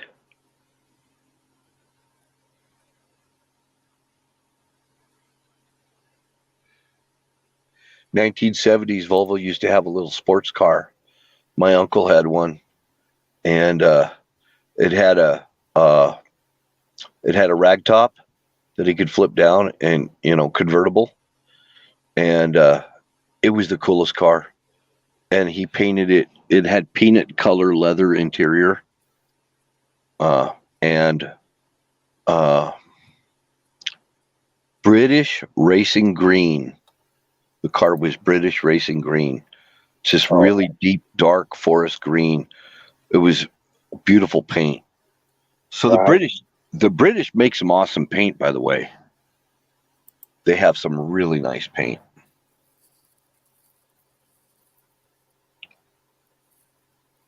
But you guys ain't all that in a bag of chips. Got to tell you. Yeah, MGs, man, the engines you had to go through and tighten them up once a month or so, just tighten up the screws that come loose on those bastards. We I had Americans, I had a couple MGs. we Americans do love British cars. We do love them, but a lot of Americans hate them because there's a lot of maintenance to them, and you're used to it over there. Here, they're used to, they don't even change their freaking oil here. Right. I had an MGB and an MG Spider. You get the older MGs, and you've got to adjust your valves on a regular basis, and your carbs on the older cars that had carburation. You have to, and you have more than one carburetor, so you've got to adjust the carburetors and adjust your valves, and that's a regular routine maintenance thing in England.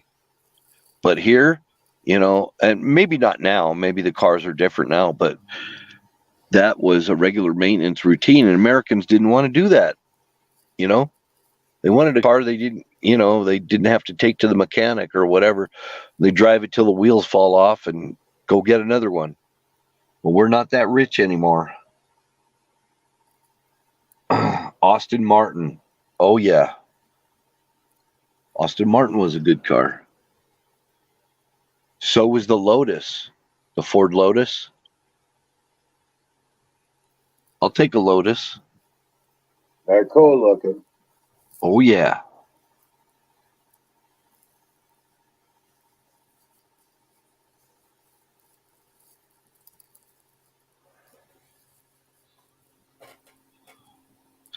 And there's a Land Rover that you guys can drive over there that we can't have here. It's the military type Land Rover, where we can't, they won't even sell them here unless you buy an older one. They banned them in the United States for some reason. I don't know why. Probably just to fuck with the Brits.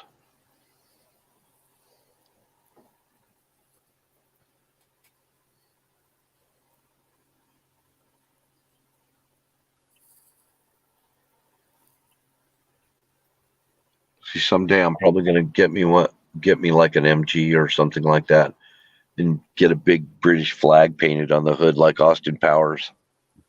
Right. That was a Jaguar he had. Was it? I don't Yeah. remember. I still think it'd look cool on an Austin Martin too. British flag on the hood.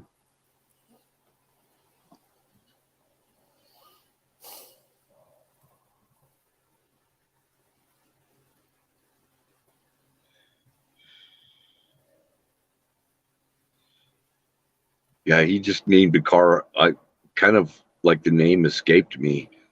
The Austin Martin.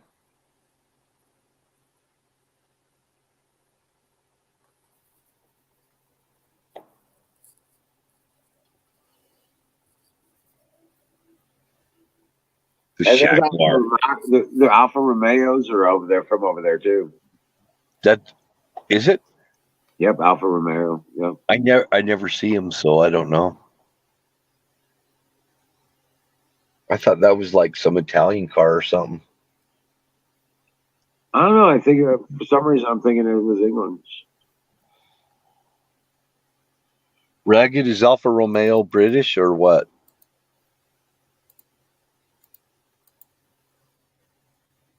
Jaguar. Jaguar. No, I need a Jaguar. the Shagmobile. Alfa Romeos are Italian. I thought so.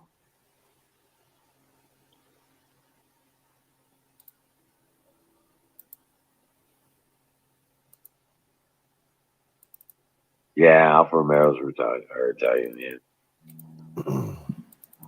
Used to see them in Germany on the Autobahn, though. You know what we get around here occasionally? We get Ferraris. There's quite a few Ferraris in the region. We actually have a couple dealerships that specialize in European hot cars. Yeah, I see Ferraris and Maseratis here.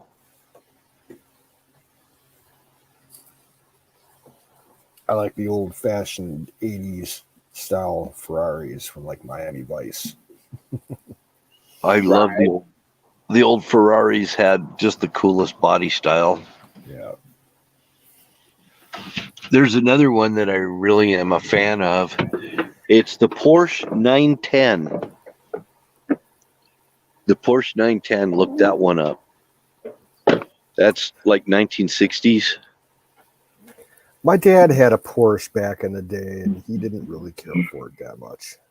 There was the Porsche 911 and then the Porsche 910.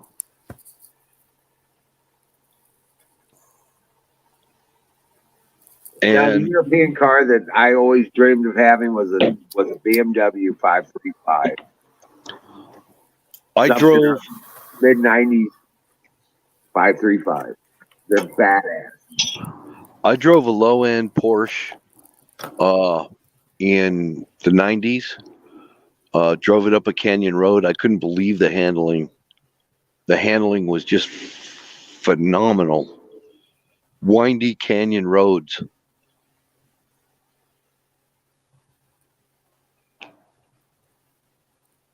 No, not the 911. I want the 910. I like the body style. It's got that retro look. Well, that retro sports car look, I should say. Any year of Porsche, I think, are just like kind of a unicorn around here.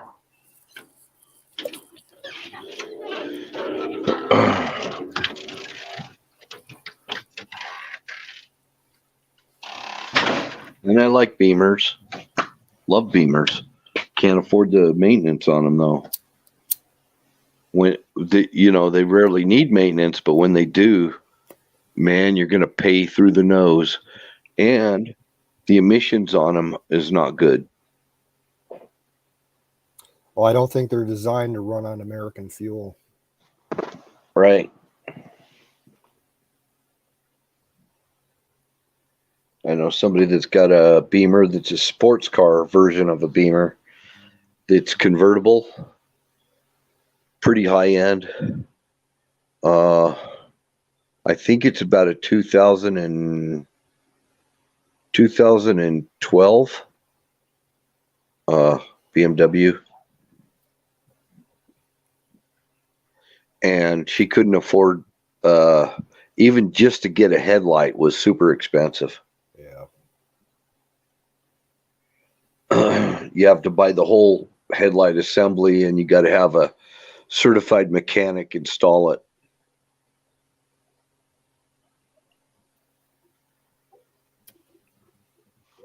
Or it voids the warranty.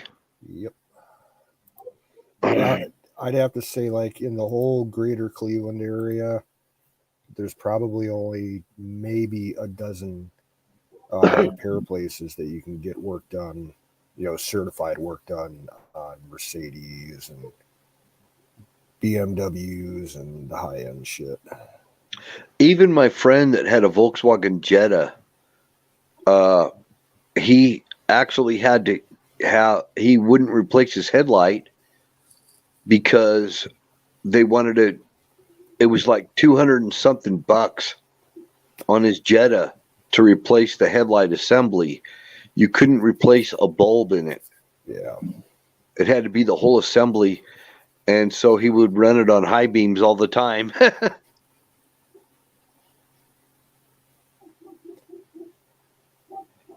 And then I had another friend that had a Jetta, an old Jetta diesel, and that car got like 800,000 miles plus. Those were really big around here back in the 90s. In fact, when I was in high school, there was a bunch of kids who had diesel Jettas. They're real popular. Yep. And I mean, you can put a lot of miles on them. But this guy, he was actually the head service guy at the local Volkswagen dealership that owned this old Jetta. And so anything that needed to be done on it, he could do, or get somebody to do it. So he kept it like perfect the whole time. And he was like World War II age. This friend of mine, super nice guy, born in Czechoslovakia. He knew everything about Porsche, Volkswagen, anything you could, anything remotely related, Audis, any of those German cars.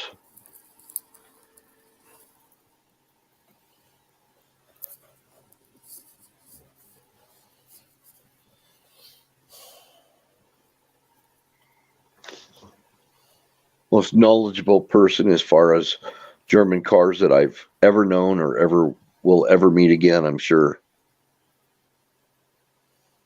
Right.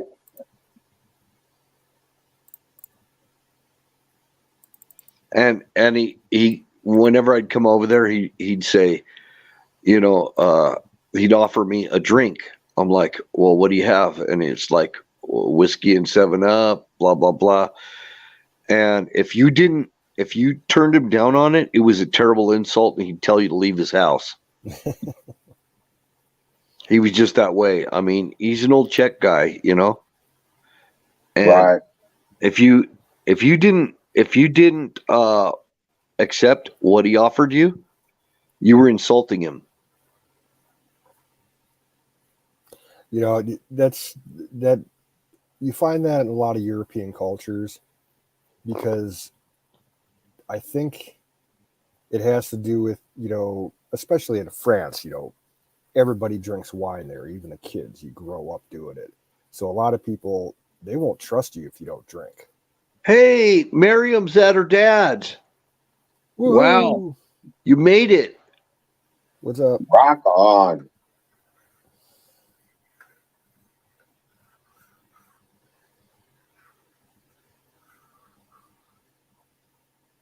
She's in the land of Oz.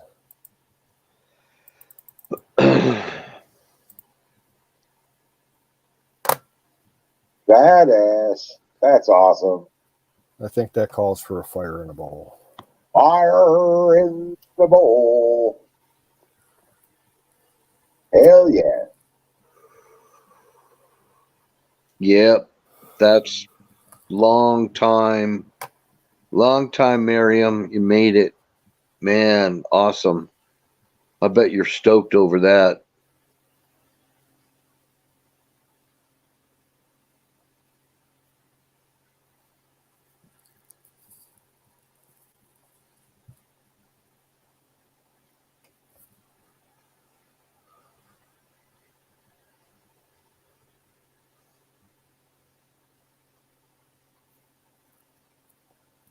Yeah, it was a long, hard trip. Everything's going to be okay now, Miriam. Everything's going to be great.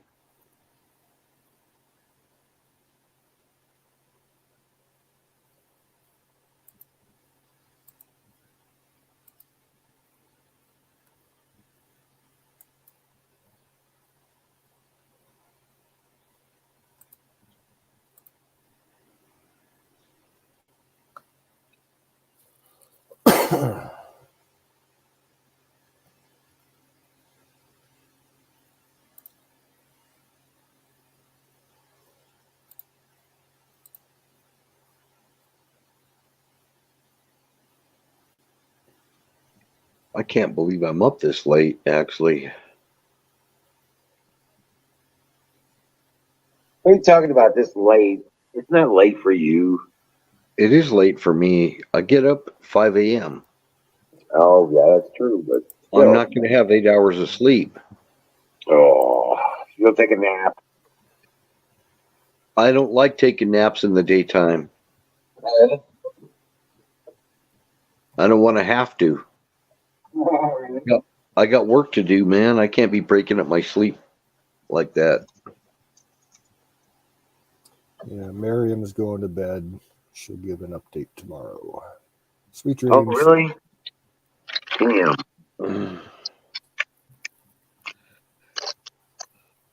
Rock on. Well, I'm going to call pie time, but I don't have pie. I have a cupcake sandwich. Why don't you sleep well, Ragged?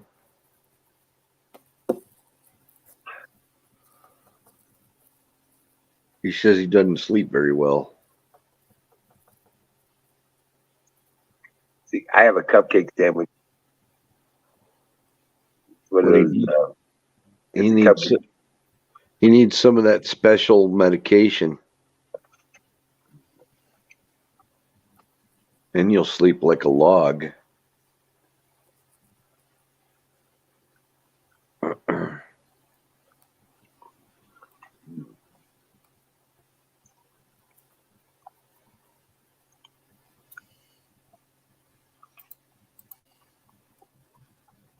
Well, you better do something for that, Ragged. It's not healthy to not get sleep.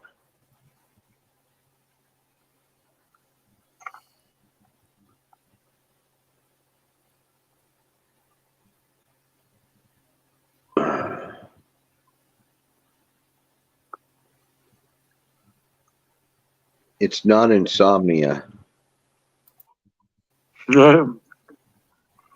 It's not a tumor.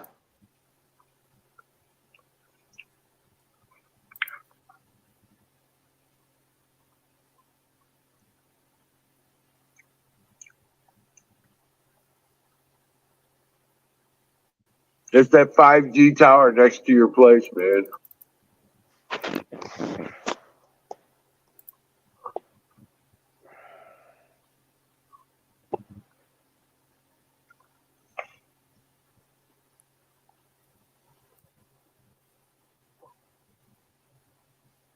I'm not going to give Ragged any advice because he probably won't listen.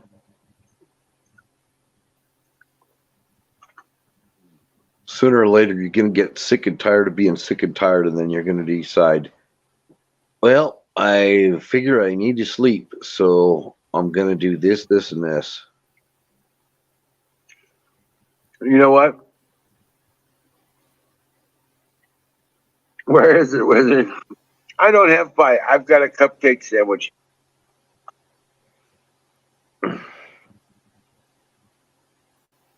We're in a pie family.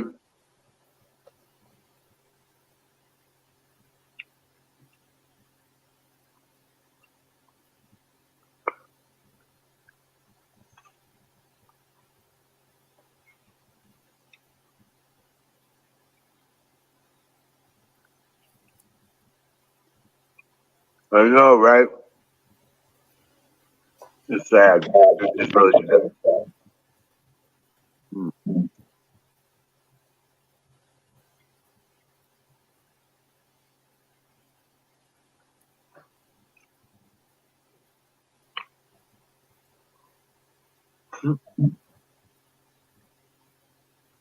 A steak ale pie. Yeah, it's a British culinary treat. Steak and ale? Oh wow.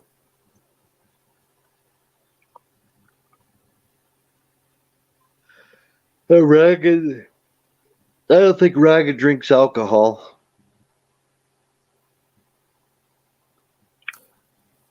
Yeah. No, I think it's like the meat is cooked in the ale, inside the pie. The alcohol evaporates out of it. It's like basting your barbecue with beer. Yeah.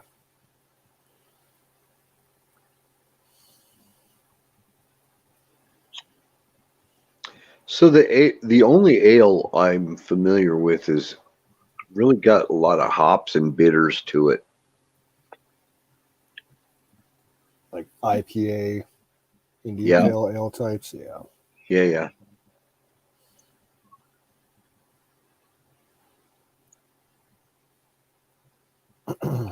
Jay says you have to try the steak and kidney pie.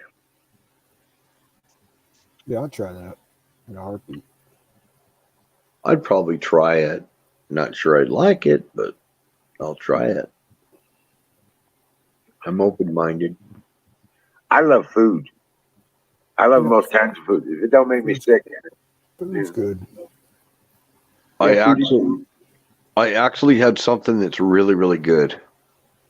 Is kidney tacos.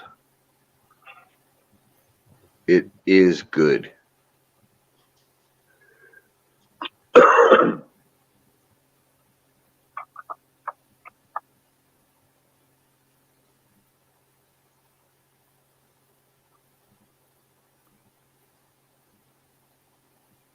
So I might try kidney pie someday. If I ever make it over to England. Kidney tacos, Ragged. Mexican tacos with kidney meat. It's in a tortilla, folded over like a taco. like a quesadilla. Yeah.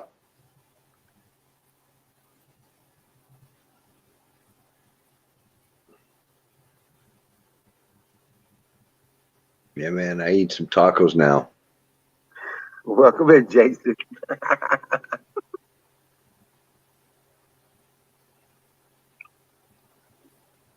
Yeah. Oh, yeah.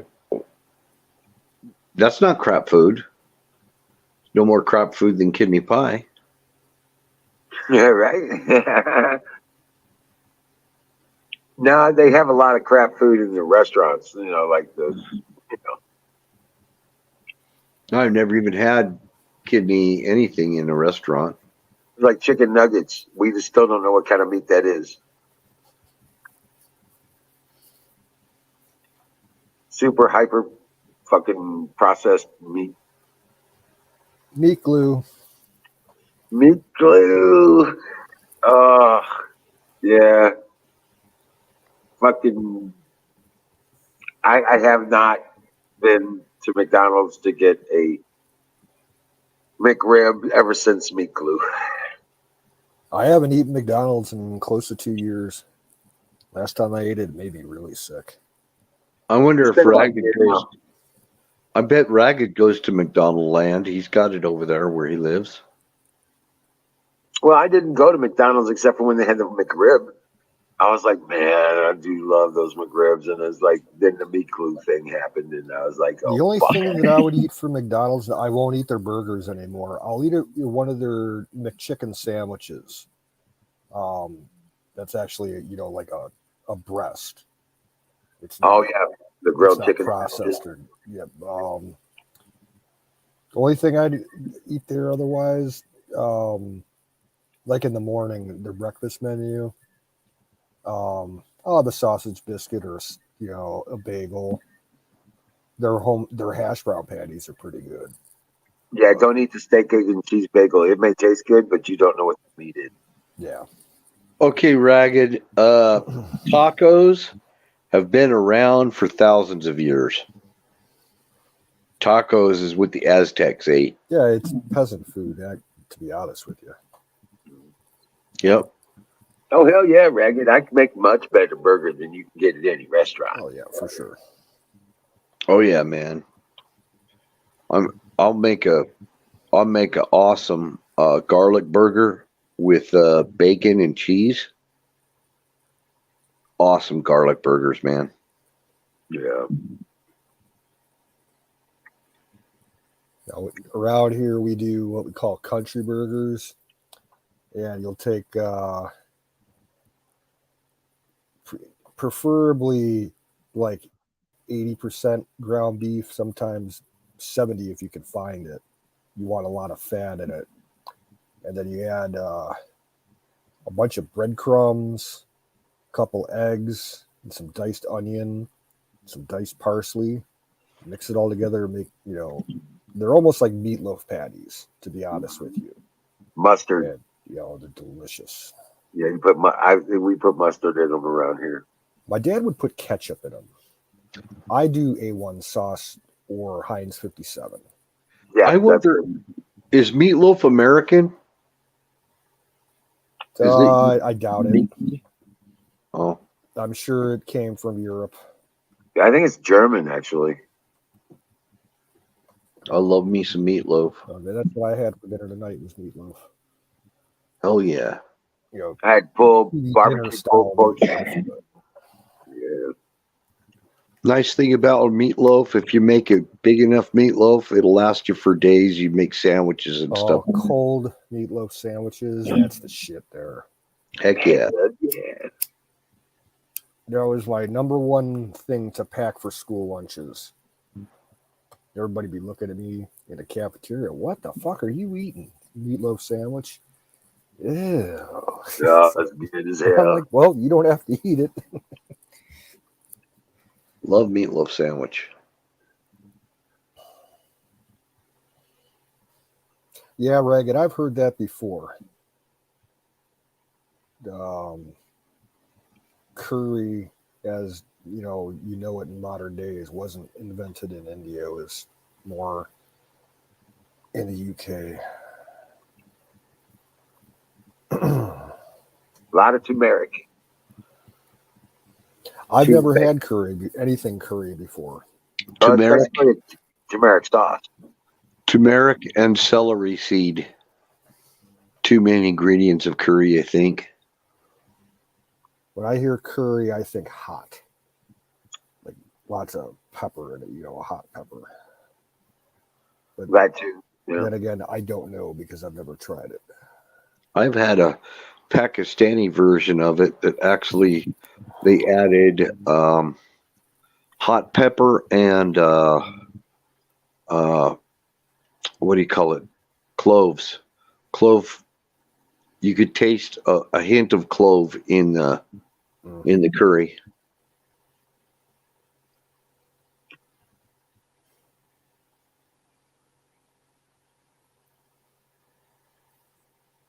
But yeah.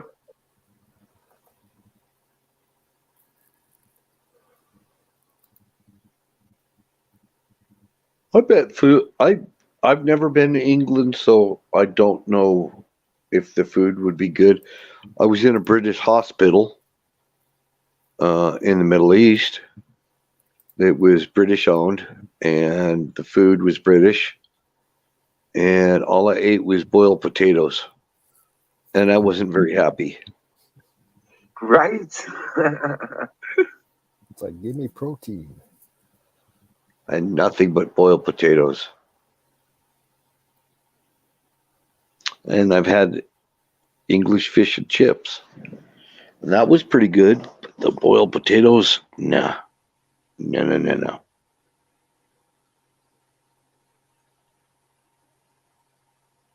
And then they put that malt vinegar on the fish and chips.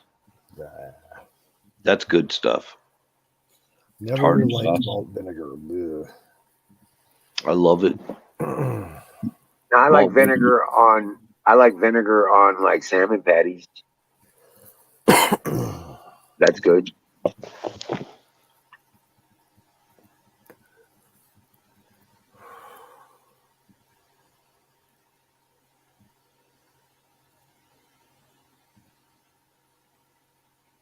You're missing out, Raggy.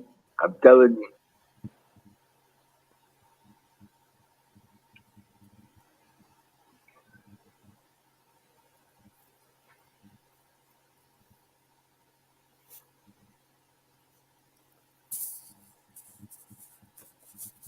Get you a nice porterhouse steak with mashed potatoes and gravy. Oh,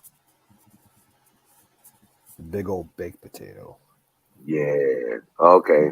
Baked potato too. Yeah. Dressed out with sour cream and bacon, cheese,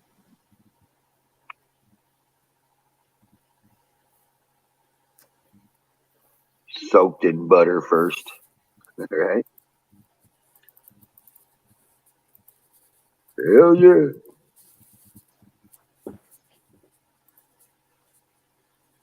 So we have in California, we have these vineyards that you go on wine tasting trips. And you go in, you try their different wines and everything, try it with cheese, blah, blah, blah. I'm wondering, that being said, if they have something like that in Scotland for different types of scotch. Oh, I'm sure they do. I'm sure they do. They'd be Yeah. stupid not to. We have the wine tours here in Ohio because we actually do have quite a bit of wineries out here. I'm going to go on a scotch tasting tour. And I want it to last. I want it to last for like 2 months.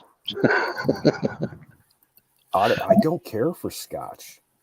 Oh, dude. Yeah, I like rye whiskey. I'll drink Irish whiskey if I have to, but yeah, I'm not a fan of scotch. I've only tried a few. Scotch and haggis. I had Johnny. I bought a bottle of Johnny Walker once, Blue Label. Yeah, dude. It was an effort for me to finish that bottle. Oh, wow. Oh, Johnny Walker makes me sicker than a dog. I can't stand that shit. That's rot gut. Same thing with Cuddy Sark.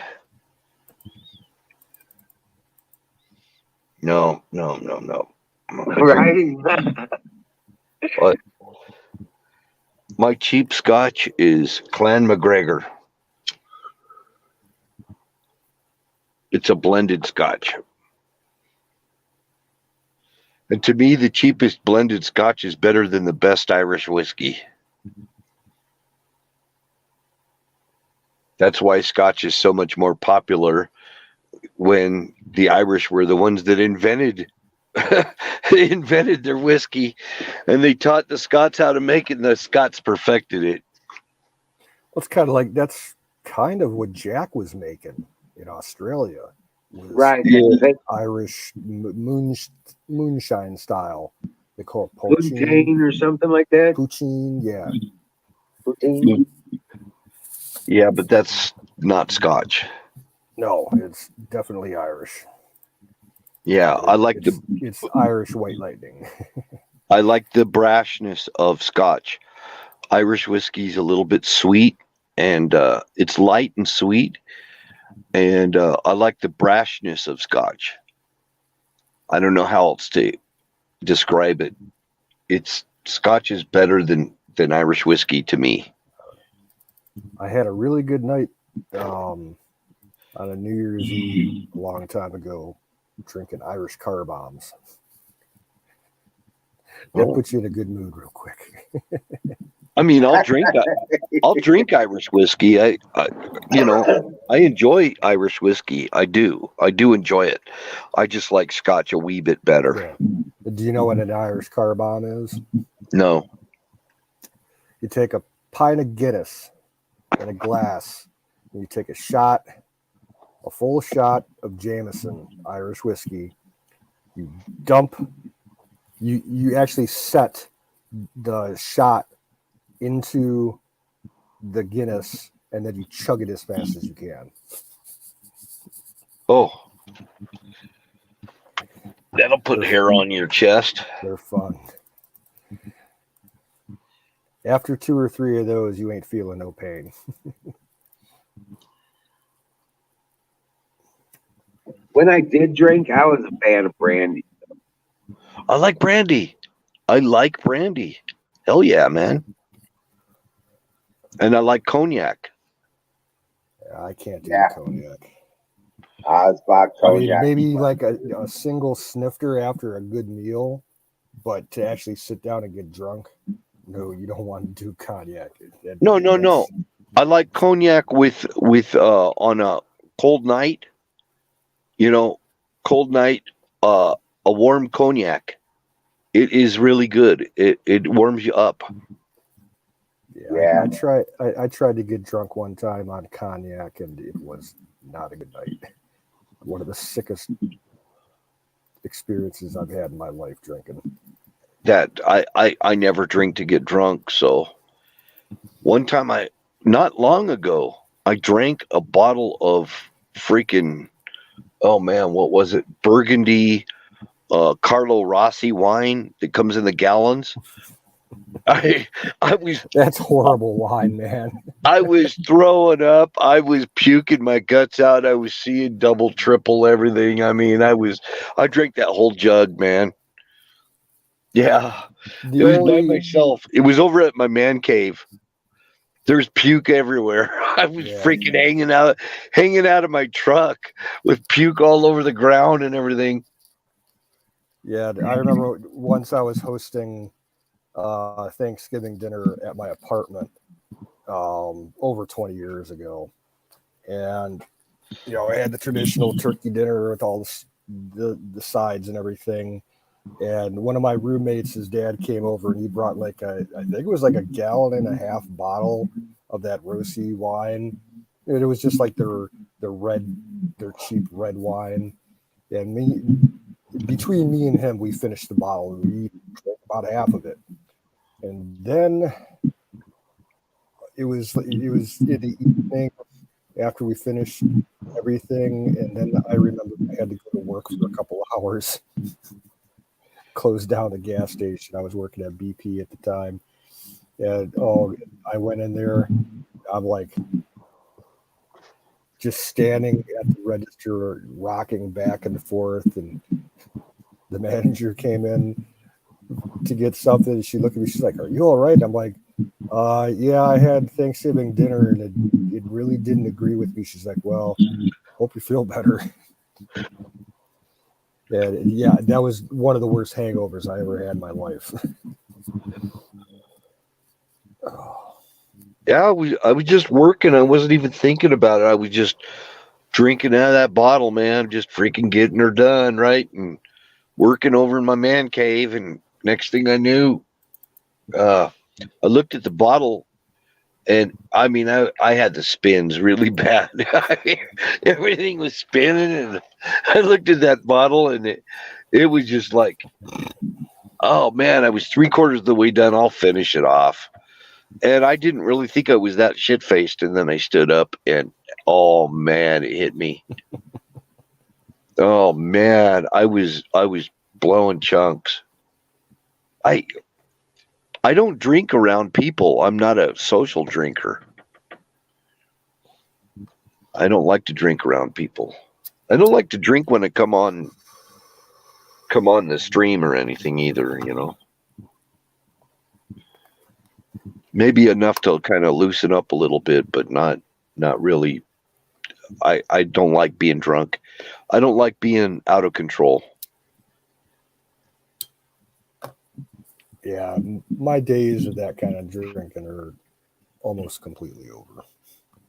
I'll get shit faced once or twice a year. That's about it. I shouldn't have bought that whole gallon. I shouldn't have bought a whole gallon. Fire I was regretting it. in the bowl.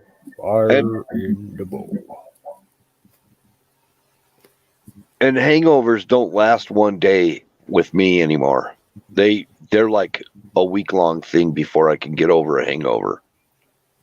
I mean, it wasn't like that when I was younger, but man, now that I'm older, I can't handle the hangovers. Yeah, when I was younger, I could pound it down, and if I got a hangover, it usually only lasted for like maybe 4 to 6 hours. Now, if I get shit faced, that hangover's lasting for 2 to 3 days. And if I drink sweet stuff like Southern Comfort or Mad Dog or something like that, things don't go well. I don't know what sweet stuff. See, that Burgundy wasn't sweet, it wasn't really sweet. But if I drink something sweet, like sweet tequila or something like that, man, I actually get violent. I don't like it. I go out and try and fight. I fight with everybody and everything. I don't know why that does it to me. It does that to me. I've always been a laid back, happy drunk. I am, but sweet stuff is what does it. I figured it out. It got me an Article 15 in the Army. So I got in trouble drinking gold tequila, El Toro tequila. I got in a lot of trouble. I just don't drink Mad Dog. I don't drink sweet tequila. I don't drink anything sweet like that. No, it just has a very adverse effect on my personality. I used to like Old Granddad. You ever drink Old Granddad? Yeah, that's kind of rough. Yeah, that's harsh. That's kind of like 10 high. That's kind of like Con Jack. Yeah. Or 10 high. Or Wild Turkey. Yeah, that's too sweet. I drank a bottle of Wild Turkey once. I didn't care for it. It was too sweet. They had caramel to it. That's why I switched to rye whiskey. It's not sweet. It's got a bite, has a more earthier tone to it. Yeah, I don't drink bourbon at all anymore. Unless and you I'm know at how a bar and feel like a Jack and Coke, if it's cheap. You know how a lot of liquor, when you drink it, it makes you tired. Beer kind of does that to me. Beer puts me to sleep. A lot of liquor makes me tired, but Scotch doesn't. Scotch makes me want to get up and go do stuff. Yep. And I get happy. I'm in my happy place. So it's weird. I mean, it depends on what it is. There must be something chemically there that I don't understand. But for me, I don't like drinking when the weather's hot, and that's kind of like against the norm, I guess, because everybody out on a hot day cutting the lawn.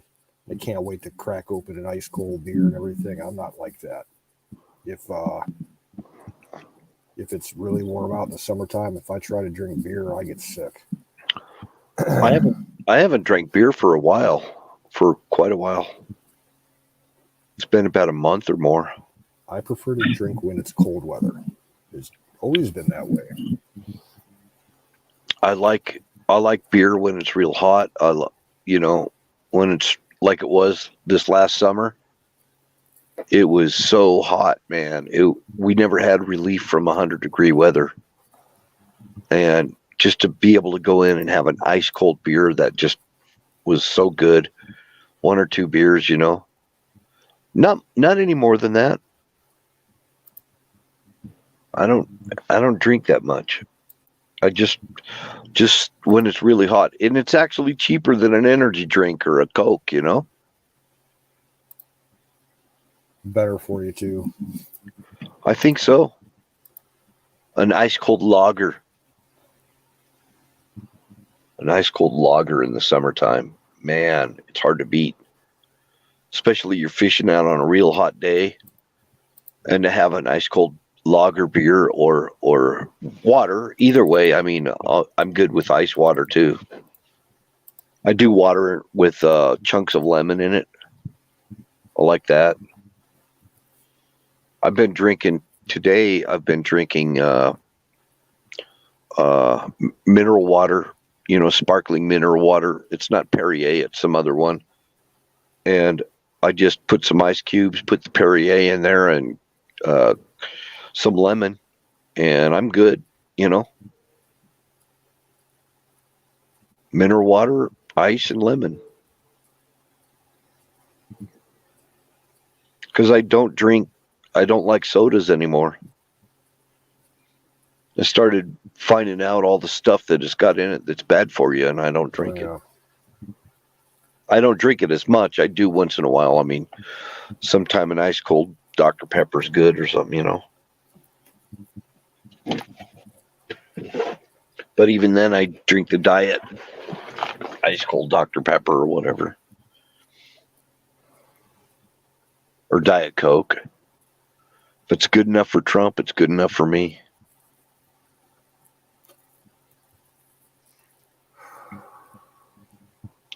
So, Wizard, you there? Yeah. What's up?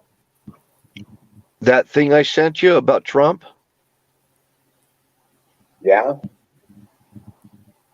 Did you watch it? Yeah. I watched it. Okay.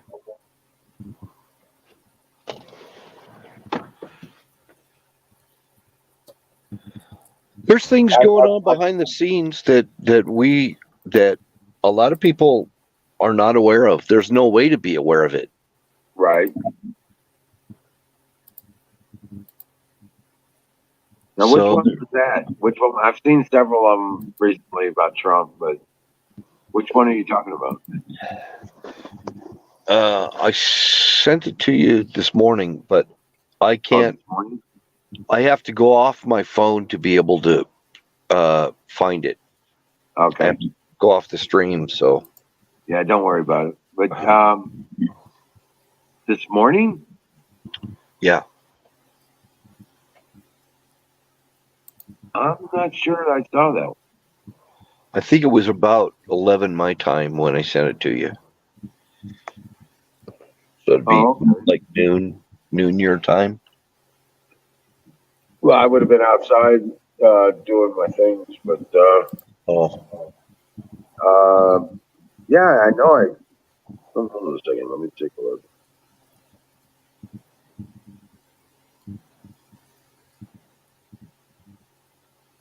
Yeah, it's a channel I found.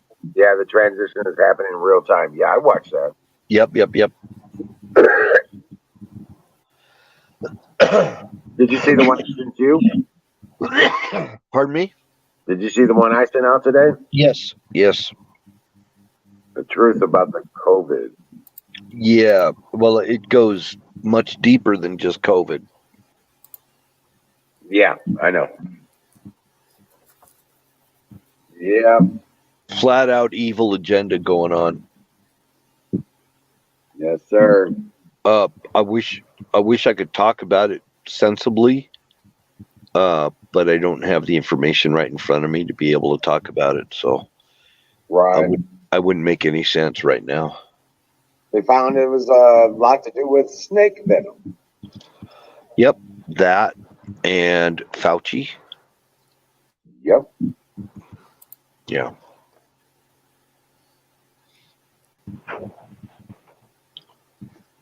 Now, I'm wondering if Ragged, if you're still here, if you can tell me, don't you have a poisonous snake in the UK called the Death Adder?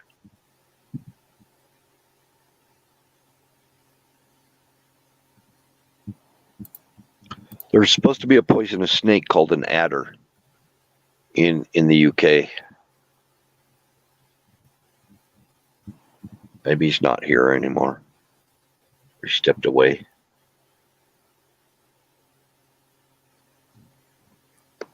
Yep, I just looked it up. Adder. Widespread in England and Wales. Yep. They're also called the Death Adder. But yeah, I think that's the only poisonous snake they have there. Yeah. And they said that they were gone from Norway for a very long time, that they hadn't seen them. And all of a sudden, adders are showing up all over Norway because the weather, because of the warming patterns that we've been having. So typically, Norway would not have adders, but they do now. Oh wow.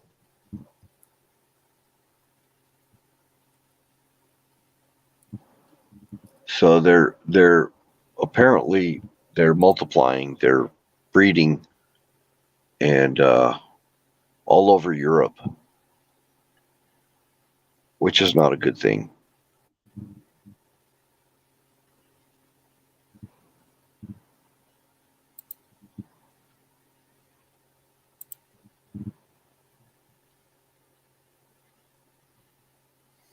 Well, it does appear we're going to have a bumper crop of peaches this year.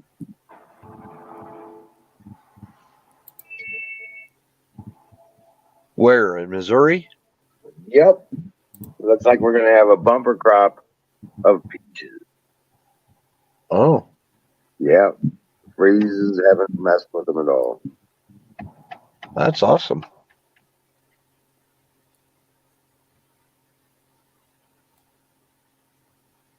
Well, the warm air might be changing because I'm feeling the wind kicking up. I am outside, Yeah. and I'm seeing clouds rolling in. So we might be getting another blast of cold again. Yeah, no, we're ramping up to 60s at night in a few days. This is our coldest night for the next 10 days or so.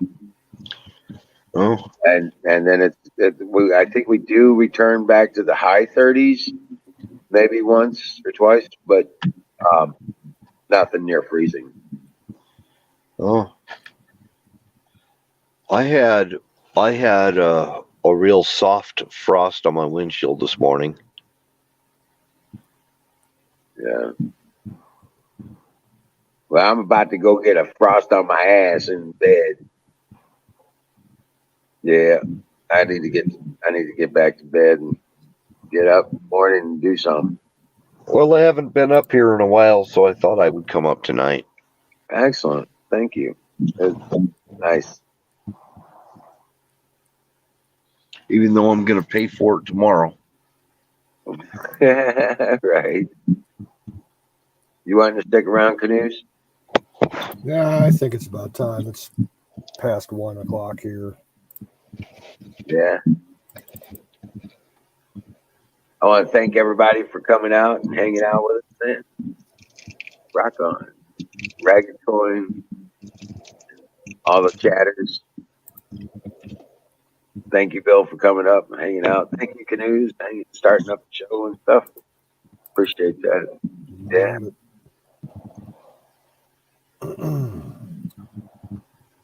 Well, You guys all Check have you all on the flip side. you know it. Dream well, Patriots. We'll see you tomorrow night. All right. Have a good night. Take Good care, night, brothers. guys.